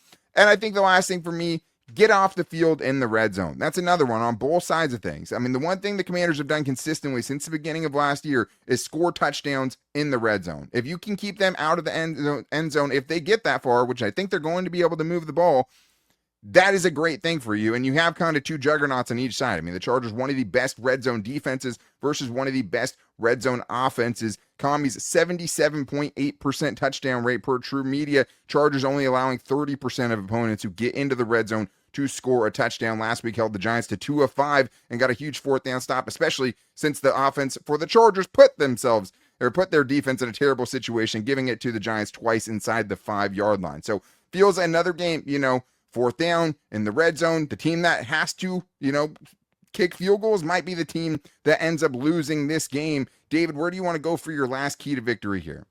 Yeah, I mean, the last one is, we've already kind of talked about it, pretty extensively, which is why I left it for the last one. It's establish the run game. Again, it's the one that I think is the most obvious path to the Washington Commanders trying to set the tone in Los Angeles, but it's also the one that I'm not 100% confident Cliff Kingsbury is going to lead into. Absolutely, and I think the thing is, too, is like, Jaden Daniels running the football absolutely terrifies me. Jackson Dart, Patrick Mahomes, Bo Nix, everybody who's run against the Chargers, the big rushing numbers they've given up, a lot of those yards have come from opposing quarterbacks. The Chargers have to rein that in. They have to be able to contain Jaden Daniels in this one, plus be able to do enough against those running backs in the scheme that they're going up against. And I think for them, the biggest thing is going to be, you're not going to win every battle. You're not going to get to, you're not going to stop their run all day. What you can do, though, David, make a couple of those plays. Get a tackle for loss for 3. Get them behind the sticks, right? And that's what it has to be, especially if you can't just hope for massive improvements for your run defense, is you got to make enough plays to get them off schedule and not use it to just bash your brains in. I think that's really what it's going to come down to, is just the Chargers have to also be able to establish the run. Omarion Hampton was awesome, kind of a coming out party for him last week, and just like the Mikey Samuel interception, nobody cares because you lost the game. And that's what this one could end up coming down to. You can check out David over at Locked On Commanders and Daniel over at Locked On Chargers, part of Locked On Podcast Network, your team every day. Lions and Bengals. The Lions have turned their season around after a rough week 1 loss to the Green Bay Packers. Meanwhile, the Bengals, they're going in the opposite direction, an embarrassing loss in primetime to that Denver Broncos team. So Matt Derry of Locked On Lions and James Rapine of Locked On Bengals talk about if the Bengals can pull the upset or if the Lions will walk away with this one pretty easily. All right, Matt, when I think of paths to victory here and just things the Bengals would need to do, they got to jumpstart this offense somehow. And I naturally assume and lean on Jamar. But when when Joe and Jamar, when their backs have been against the wall over the past 4+ years when they've been teammates here in Cincinnati, I've always said, well, doubt them at your own risk, because they always seem to come up big when their backs are against the wall. And obviously Joe's out. And so how do the Bengals give Jamar the opportunity? I don't even think he had the opportunity on Monday Night Football against the Broncos, because he just wasn't given the targets necessary when he was open. When I went back and watched, he was open plenty. So you got to get Jamar involved. You got to be able to get him in position to be a game changer. Like if Aiden Hutchinson can be a game wrecker, Jamar Chase can be a game changer. Yeah. And so whether it's 12 to 15 targets, whether it's just a bunch of downfield targets, I don't know. But that's the first thing for me. And so what goes into that? Well, you got to make sure Aiden Hutchinson doesn't wreck it. You got to make sure that Jake Browning sees Jamar and gets him involved early. And if you do that, then maybe you can get off to a quick start, because I do think that that's going to be needed, because the Lions are going to be aggressive. They're going to put up points, and they're certainly not going to be shy on going forward on fourth down. Well, I think the best way for the Lions to stop all of that is ball control and keep the football and sustain long drives. 2 90-yard drives against the Ravens kept Lamar Jackson off the field. So You're right. The Bengals can make promises. Zach Taylor can say it all week. We got to get Jamar Chase going. He's the key. Best receiver in the game. Number 1 fantasy pick. T. Higgins, your tight ends. All of that sounds great. And Chase Brown too. There's good players there. But if they're not on the field, they can't score. Yeah. And the Lions, I think, with Montgomery and Gibbs, that offensive line, running the football, let the clock run down. I'm not saying intentionally almost kind of just play keep away, but that is what kept Lamar Jackson off the field 2 weeks ago and gave the Lions a pathway to a win on the road on Monday Night Football. So I see that. I see ball control being key for the Lions. You're on the road, 425 game. Hey, let's run the rock and let's pound it. Montgomery's coming home. His sister's going to be in the crowd. Who's had a terrible car accident a few years ago, and basically is in a wheelchair. She has not seen her brother play live, I don't think, in a long time. So an opportunity for him to come home and carry the football along with Jahmyr Gibbs, keep that clock running, has been a successful way for the Lions to do business on offense, especially with the play action passing game. So I think that's going to be there for Detroit. And then, we talked about it before, but I see a scenario where, all right, Browning back, just throw it up into the sky, play some 500 and hope for the flags. The Bengals have to hope that the side judges and back judges pick on Khalil Dorsey and go, all right, Dorsey's being handsy here. It's Jamar Chase and an unknown corner. Couple of deep shots that turn into flags are just like catches, right? So I would watch for some DPIs against Dorsey that they pick on him and see if it works. I actually think that's a great point, because you can't get those big plays if you're not trying them and you're not pushing the ball down the field. And they do need to find a way to do that in any way they can. And that's a scenario that could play out where the defensive pass interferences are make an impact. You mentioned the run game and the ball control. The Bengals have to stop the run. I mean, that's the first thing. I talked about the pressure at the top, but given this Lions offense, if you let Jared Goff just hand it off to these guys and they're getting 5 a pop, well, it's over, because the play action is going to work and everything's going to work, and it's just going to be too tough to contain these guys. It is. And so I think stopping the run or slowing down that rushing attack for the Lions, that has to be number one. And it doesn't mean that's enough to slow down that entire offense, because Jared Goff can sling it all over. But I do think it has to start there, is you make sure that David Montgomery and Jahmyr Gibbs just aren't running all over you, because if they do that, then it's going to open the entire offense up for this Lions team that can obviously score points in a hurry.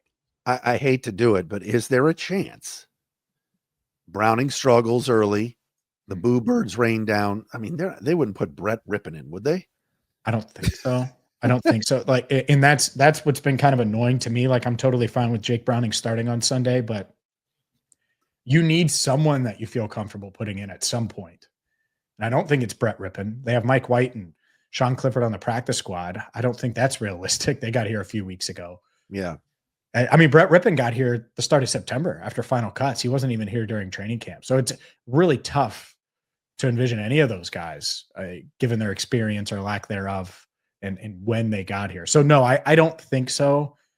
But yeah, you're right about that. Like if the game goes a certain way, I definitely think the Boo Birds will be out. And that's why when I did that game time read, by the way, I was like, oh, well, Lions fans, if you want to come down. Oh, it doesn't they'll mean be there. James, they will be Bengals there. fans, I'm not telling you not to come. I know how frustrated Bengals fans are right now. That's all. Well, it's drivable for Lions fans to get to Cincinnati, and they will be there. Trust me. Just ask the Colts fans last year when the Lions fans invaded Lucas Oil. They'll be there. They'll be there and loud. So that would be interesting. And I know how Bengals fans feel right now, as you said, over the last 2 weeks, and there's a lot of frustration there. Yeah, for sure. And so I think going into that last week's game, I said, oh, well, pressure was on Denver to get to 2-2. You didn't want to fall to 1-3. The pressure's on the Bengals now just to look competent.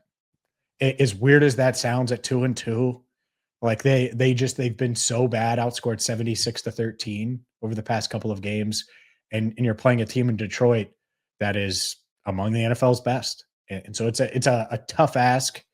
To go out there and win. It's the NFL, so you always expect to win. But man, you just got to look better than you have. And I'm not sure they're going to, but that's where I'm at ahead of Sunday's game. And I think a lot of people here in town feel the same way.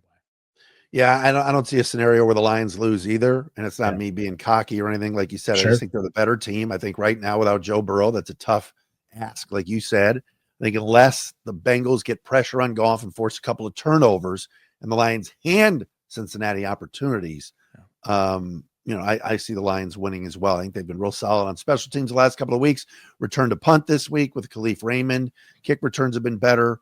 Like I said, Jack Fox has pinned you deep, and then you're asking Jake Browning in that offense to go 90 yards, 88 yards, whatever.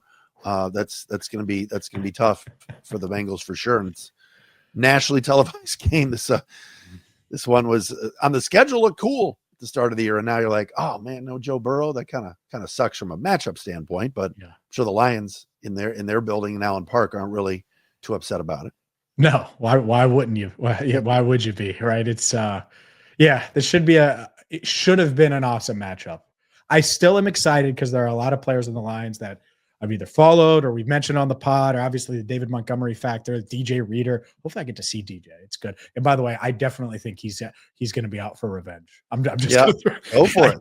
I think he's definitely going to be out for revenge. James is over at Locked On Bengals. Matt is over at Locked On Lions, part of the Locked On Podcast Network, your team every day. The Tennessee Titans are still winless. Cam Ward, they're trying to figure out who he can be at the NFL level. Meanwhile, the Arizona Cardinals looking to get back on track after a tough loss on Thursday night to the Seattle Seahawks in Week 4. Alex Clancy of Locked On Cardinals, Tyler Rowland of Locked On Titans. Talk about if this will be Cam Ward's first win or if Kyler Murray can stop that from happening.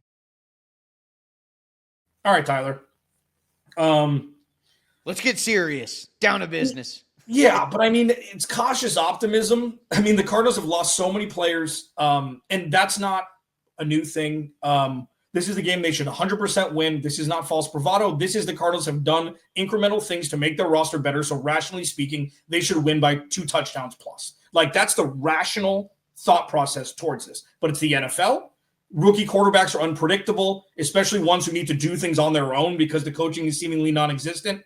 And the Cardinals haven't scored a lot of points. So give me a key to victory, and we'll go back and forth. Okay, to me, the key to victory for the Titans is to run the football. They have to find a way to run the football. I know the Cardinals are a good defense, but I think there is some susceptibility there. I thought the Seahawks had a ton of success on the ground against the Cardinals. So I think that the Titans have to find a way to run the football, and I'm going to keep saying this because the passing game is so bad for the Titans right now. It's so out of sorts and out of whack that the only way the Titans can have some success on offense is to bludgeon them with the run game and then play action off of that. Those are the only things that are working. The standard drop back pass, the quick passing game, the screen game, all of it, terrible. The Cardinals, again, have been pretty good against the run. Only 107 yards in Week 1, 49 in week 2, really shut down the Panthers run game there. 73 against a really good San Francisco run offense, and then 155 last week. So it's like, who are the real Arizona Cardinals in run defense? I think if the Titans don't go 100, 110, 120 rushing yards, they're going to have no chance, because it's not only just them having success on offense. The problem with the Titans defense is, like, going into quarter 4 against the Texans, it was 6-0. The Titans defense had totally eradicated the Texans offense.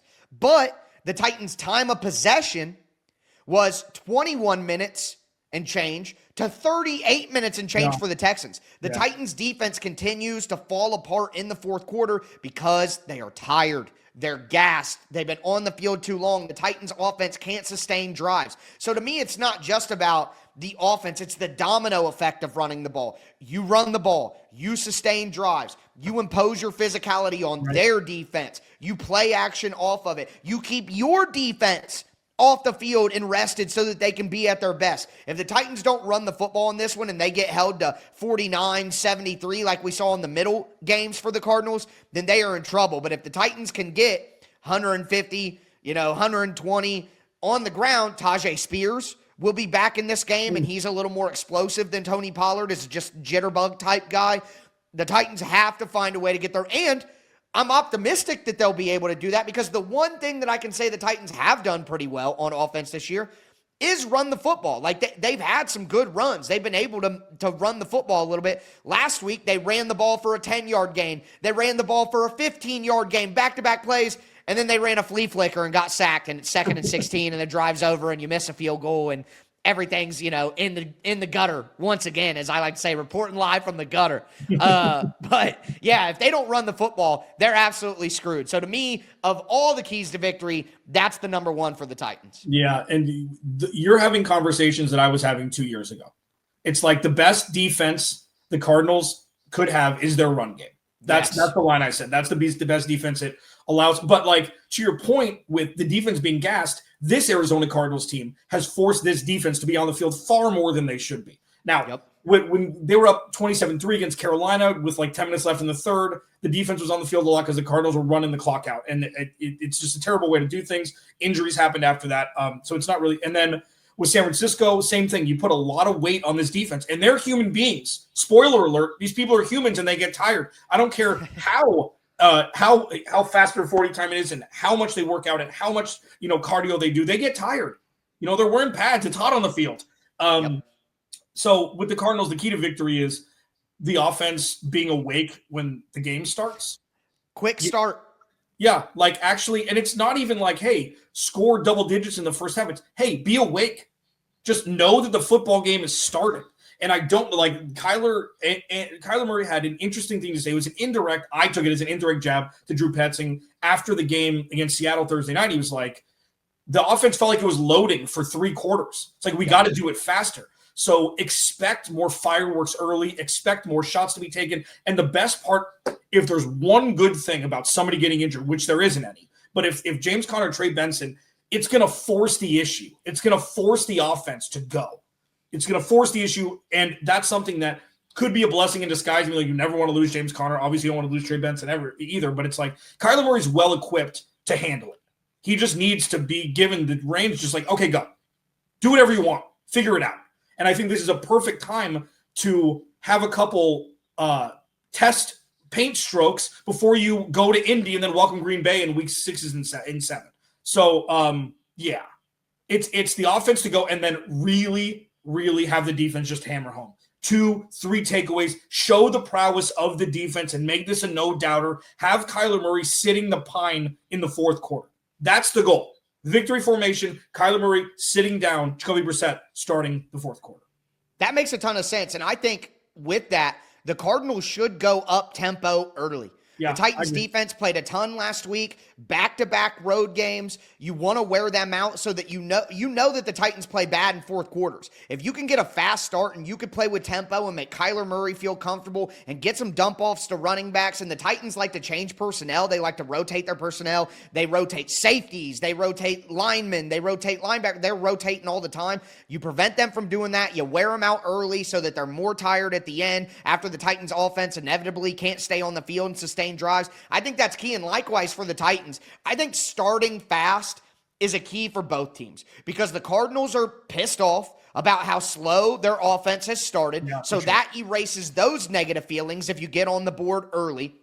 And then for the Titans, dude, you know how this goes. They're 0-4. They're not happy. And if you get out and the Cardinals are up 10-0 early, all those negative feelings, it becomes a compound problem. It's not just we're down 10-0, we can bounce back. It feels like you're down 100-0 from the previous weeks that you've lost. So if the Cardinals get out early and let them know, like, you guys suck, we're going to beat you.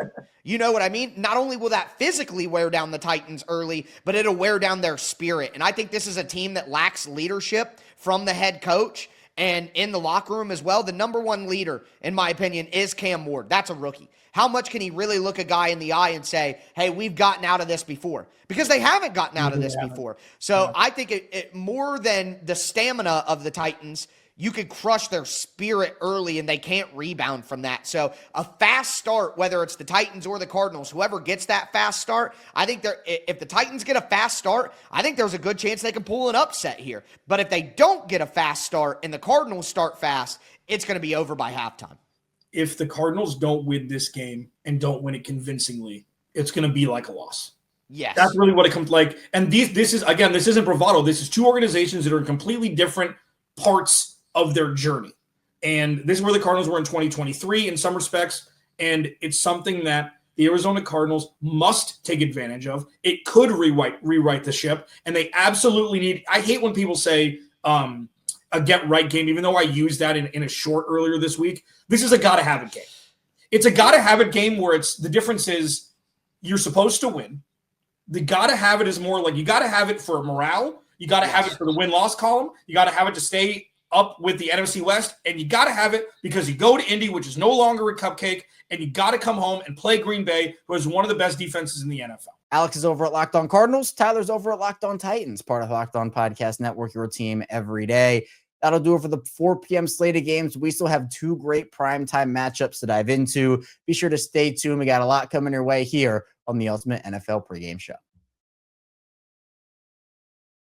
I'm Cody Rourke from Locked On Broncos, and this episode is brought to you by Peloton. Peloton is shaping the future of fitness with the brand new Peloton Cross-Training Tread Plus, powered by Peloton IQ. This is Peloton's most advanced equipment yet, giving you real-time guidance and endless ways to move, whether you're running, lifting, or you're cross-training with your favorite instructors like Alex Toussaint. It's training reimagined to make your workout more personal. Peloton is built for breakthroughs with features that help you plan, stay motivated, and hit peak performance. You can let yourself run, lift, flex, and go while Peloton handles all the rest. Plus, Peloton IQ provides real-time strength coaching, tracking your progress and suggesting weights that challenge you so you can get stronger. Plus, the new movement tracking camera, it counts your reps and corrects your form in real time, making sure every rep is safer and smarter. So let yourself run, lift, flex, push, and go. Explore the new Peloton Cross-Training Tread Plus at onepeloton.com. The Ultimate NFL Pregame Show rolls along. Kevin Ostreicher still diving into all of Week 5's NFL action with the help of our local experts across the Locked On Podcast Network, your team every day. Prime time, 2 games this time around. We'll start off with the Sunday night matchup, an AFC East showdown between the New England Patriots and the Buffalo Bills. Drake May versus Josh Allen. And you have Nick Cattles of Locked On Patriots as well as Joe Marino of Locked On Bills taking you through what you need to know for this one. Joe Marino, Locked On Bills, Nick Cattles from Locked On Patriots, getting you ready for Week 5. Bills, Patriots, Sunday Night Football. Nick, before we get to the path to victory for both teams, wanted to make sure if you had any other matchups you wanted to get into that we gave you that chance. I'll just throw it out there very quickly here, Joe, and that's Patriots tight ends. Pats tight ends, Pats tight ends, Pats tight ends against Bills linebackers and safeties. Without Hunter Henry, this offense doesn't really click. He is impactful. He is critical. And don't overlook Austin Hooper. Had a explosive play last week and a nice little tight end screen call by Josh McDaniels, but he's done a really good job blocking. And so I think the Patriots going to play him more moving forward because of that. Hunter Henry's had a little bit of an issue with blocking at times. He's been a little inconsistent. So if the Buffalo Bills want to slow down the Patriots offense, the first thing I would be looking at is to make sure that you do a good job on those tight ends, because if those tight ends get going, that opens up a lot for the passing game. It's kind of cool to watch Hunter Henry. I thought he meant a lot to Justin Herbert early in his career, and you can kind of see that happening again for the Patriots with Hunter Henry. Good player. All right, let's do it. Let's talk what each team needs to do to win this football game. Nick, for me, number one is the Bills pass rush has to show up. Has to show up in this game. Drake May, passer rating of 121 when he's clean. Goes down to 62.4 when pressured. And look, that's not a knock on Drake May. Every quarterback's passer rating goes down when they're pressured, but you can see this thing's cut in half. And it's, unbelievable when he's kept clean. You can't let this guy get comfortable. You can't let him find rhythm. You have to make him work off script and, see if you can get him into some of those young quarterback mistakes. The Bills have been using a lot of 5- and 6-man pressures, but ultimately they have to be able to win one-on-one matchups. And Drake May's taken sacks, a 9.25% sack rate this year, which is actually a tick higher than it was during his rookie season after he was pretty clean last week against Carolina. So I think they got to find ways to make Drake May uncomfortable, and this pass rush has to show up on Sunday night. Yeah, man, you look at the Pittsburgh game that I mentioned earlier, the 1 week that, aside from the Vegas game, and I thought the Vegas game was a little bit of, opening season kind of jitters from Drake May, in a new system. He looked kind of unsure of himself. He looked a little indecisive, and that's really the only week he did look those ways. So I thought it was a little bit of a shaky start for him against Vegas because he just didn't look confident on that first Sunday. But then you go to the Pittsburgh game, and that's the toughest game he's had for sure, aside from the opener, because Pittsburgh went after him, and they blitzed him, and they got pressure on him, and that cost him. He made those two huge mistakes. For me, I look at the Patriots, and what helps settle down a pass rush and pressure if you can run the ball. And I think a major issue is the Patriots have not been able to run the ball. They've been way too one-dimensional this year. They ran the ball well in one half, which was the first half down in Miami of week 2. And we mentioned it earlier, Buffalo struggles there. Patriots running backs have to be better. The offensive line has created some space. They've gotten some push, but the running backs are not getting what they should get. So the Patriots need to run the ball on Sunday if they want any chance. Yeah, I think that'll be a big part of that script. Number 2 for me, Nick, is the Bills have to maintain their offensive identity. I don't have any concern that they won't, but I do look at the Bills, and I can appreciate just how unique of an offense they have, of course, with Josh Allen, but with the multiple run scheme, with not having a number one receiver, and you don't know who's going to be the guy. There might not be a guy. It could be just that they're all involved, right? I think that's kind of the challenge. Is 17's the guy that orchestrates, and here's like 5 or 6 pretty good players that he can throw the football to. And so I think that the Bills can stress the Patriots defense in ways that they haven't seen. I mean, we're talking about an inventory of offenses that are the Raiders, Dolphins, Steelers, and Panthers. That's nothing like what they're going to see in Buffalo. And so I want to see what this run defense is made of in New England. And I talked about that middle of the field coverage and some opportunities there. And so I think there's just an element of being who you are offensively and seeing if New England's equipped to deal with it at this point in the Mike Vrabel era. My second key for you, Joe, is it goes hand in hand with what you just mentioned. Can the Patriots get Buffalo off the field? I look at Buffalo's offense. They're the 7th best offense in football on third down. The Patriots are 19th, so towards the lower third of the league on third down defense. Can you force some 3rd and longs? Can you keep Josh Allen away from moving this offense with 3rd and manageable all day long? That's going to be a big challenge, because if we're looking at 3rd and 5 or less, I think this Buffalo Bills offense is going to eat. And this is a situation where you're right. You look at the Patriots. Look, Bryce Young's not a good quarterback. He missed some opportunities last week. He missed an open Tet McMillan down the field against Carlton Davis that should have been 6. He missed it. He missed a couple of other plays on third down. So Bryce Young's not great. Aaron Rodgers, he's good if you don't stop the quick game, but he's not necessarily awesome. I think Tua is pretty limited in what he can do, even though he played well in week 2. And of course, you got Geno Smith, who runs hot and cold. So yeah, the Patriots have to get Buffalo off the field on third down. They've got to make sure they're creating difficult situations down and distance for that Buffalo offense. Last thing for me in terms of keys, Nick, is the Bills just need to have zero panic in this game. I think I've said a lot of very kind things about the Patriots in this conversation because I think they deserve that. I like their quarterback. I like the direction of the team. I really do. But this is still game 5 of the Mike Vrabel era. It's still the 17th start of Drake May's career. There's a roster that, I don't know, you probably have the numbers. Was it top 3 in turnover year over year with all new coaching? This is year 9 of Sean McDermott and year 8 of Josh Allen. And the Bills' maturity needs to shine in a game like this. I think they have a deeper and more talented roster. They're at home. I'm expecting a very spirited effort from New England. I'm sure there's a lot of messaging from Mike Vrabel about division games and, the Bills as a measuring stick, and they're the standard in the division and somebody has to come take it.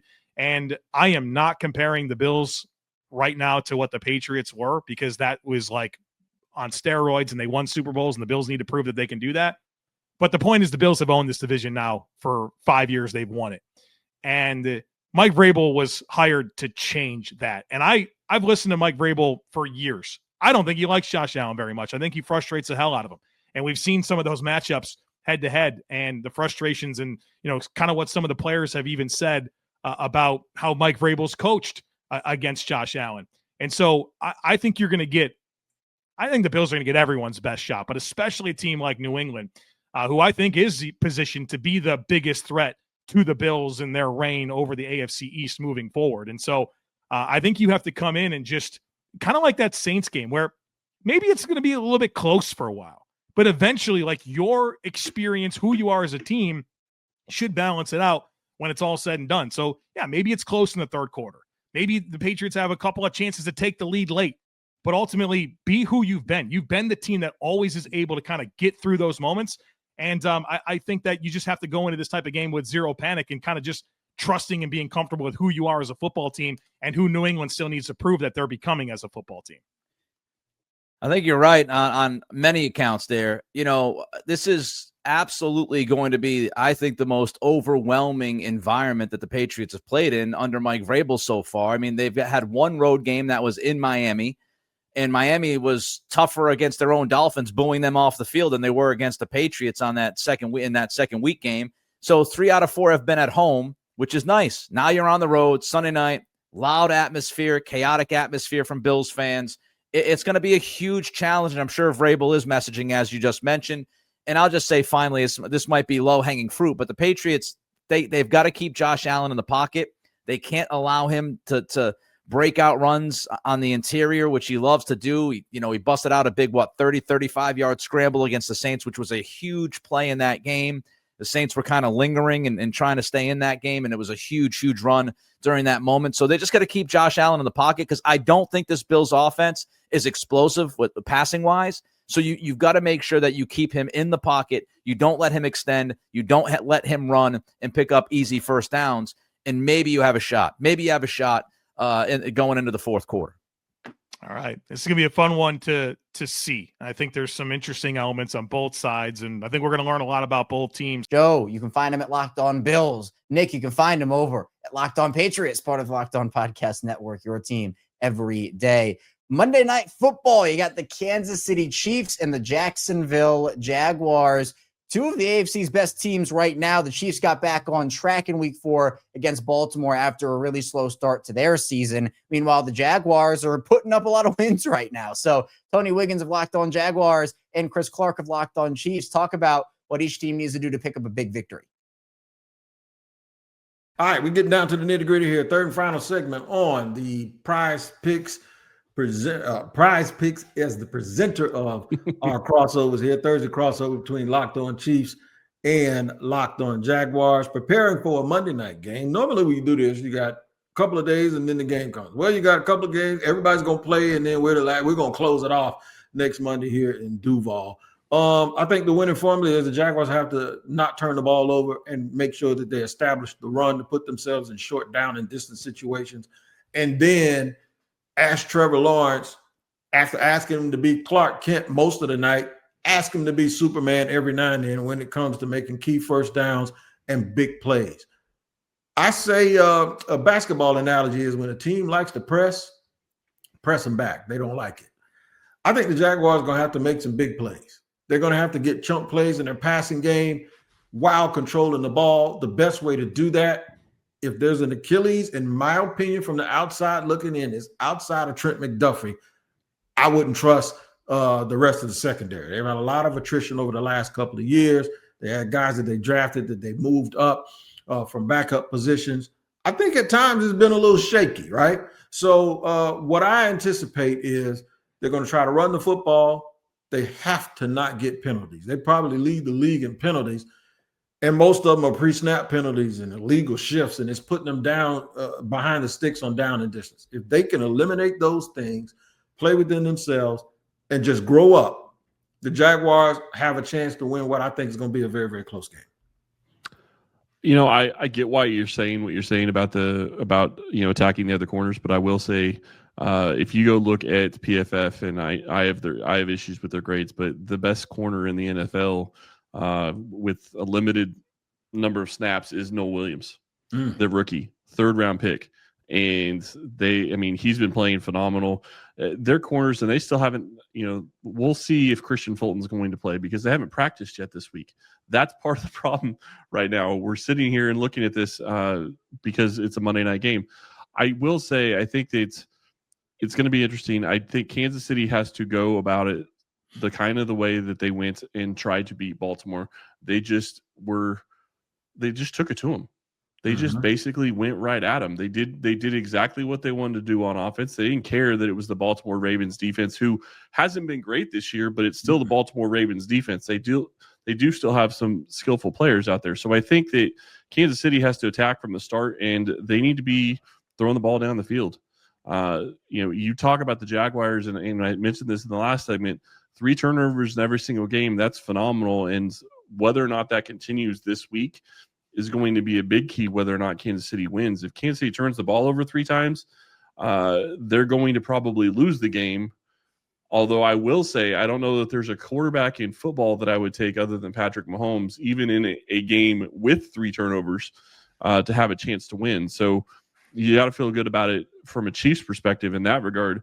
But to me, you got to continue. You got to do what's been getting you here on offense, and what's been getting you there on offense is taking 4 or 5 shots down the field, whether it's Worthy or Tyquan Thornton or Hollywood Brown hasn't even really got a shot down the field yet, and that's something that I think will continue. And you have to see if you can continue to get Brashard Smith involved. Chiefs rookie running back, 7th round pick. Didn't have a ton of snaps until a little bit more last week, against the Ravens. We'll see if that trend continues and he gets more against the Jaguars. But I think when the lights come on, I think that this is going to be a lot of fun. Should be a good time for the Chiefs. Offensively, they're not the strength of this team right now. The defense is. That feels really weird to say. Right. But you mentioned it earlier. The defense has been playing lights out pretty much the entire season. Other than week 1, they have played very good. They held Jalen Hurts to just over 100 yards passing. And, yeah, he hasn't looked great this year, but that's still the Eagles, who is supposed to have one of the best running games in the NFL. They should be able to pass the ball pretty well with A.J. Brown and Devontae Smith. So we'll see whether or not Kansas City's defense can continue to play lights out. Offensively, I like the Chiefs moving in the right direction with Xavier Worthy on the field and being able to do a couple more things and use him in different cases. Because when you have him on the field, then you start looking at Tyquan Thornton as maybe your 4th or 5th wide receiver. Because Juju Smith-Schuster has still been producing for Kansas City. He sure has. Even though he isn't a name like you would call most of the bigger wide receivers anymore, he's still producing, and it's still being plays that make the difference in the game. Caught a touchdown for Patrick Mahomes last week, has had a couple other big catches as well. So I'm really looking forward to this game. Yeah, man, that dude, he's another one that just understands. He'll go sit down. He'll just be sitting down. Mahomes looking around. He gets to his 3rd read, and he's sitting there wide open in the flat, and he's been making a living out of doing that. And also, let me just say this for the record. You don't even need to respond. Pacheco gets on my nerves because he runs so damn hard. I'm sick of him, man. Every time I'm looking at the Chiefs and he's just running through and running over people and Roger Craig needing people. He's the kind of player that if he's on your team, you love him, but boy, you hate to see him coming because he is a bruiser. Quick prediction for the game. I think it's going to be a one-score game, a very close game with 3 minutes to go, and somebody's going to win it. And normally that would go to the quarterback that has done that over and over, Patrick Mahomes or Josh Allen. And I'm sorry, Chiefs, I mentioned Josh Allen's name because everybody says he's better than Mahomes now, but I don't believe it. I will tell you this. This team is gritty. The Prince and the sunshine and the flowing locks and the hair and all of this stuff. Trevor Lawrence ain't that dude riding in on a white horse no more. His identity is shifted. This is year 5. You know who Trevor Lawrence is? Trevor Lawrence is the dude that's on an ATV in the woods and he's gritty and he's going, he's getting dirty. And that's what he is. So that's why I'm going to tell you right now, with 3 minutes to go, Jaguars going to have the ball. They're going to drive down and win this game. That's my game prediction. Okay. I don't see it that way. I completely understand why you see it that way. I just think the defense is going to step up and be able to stop in that situation because that's generally what they've done in the past. Obviously, that doesn't necessarily mean that's what's going to happen in this one. The one thing I will say, and I'm going to predict that the Chiefs are going to win this, I also think it's going to be a one-score game. But the big question to me and what I'm going to be curious is who is going to be the one that is going to show up and actually play their game plan? Because whoever actually comes in and actually does their game plan is going to be who wins this game.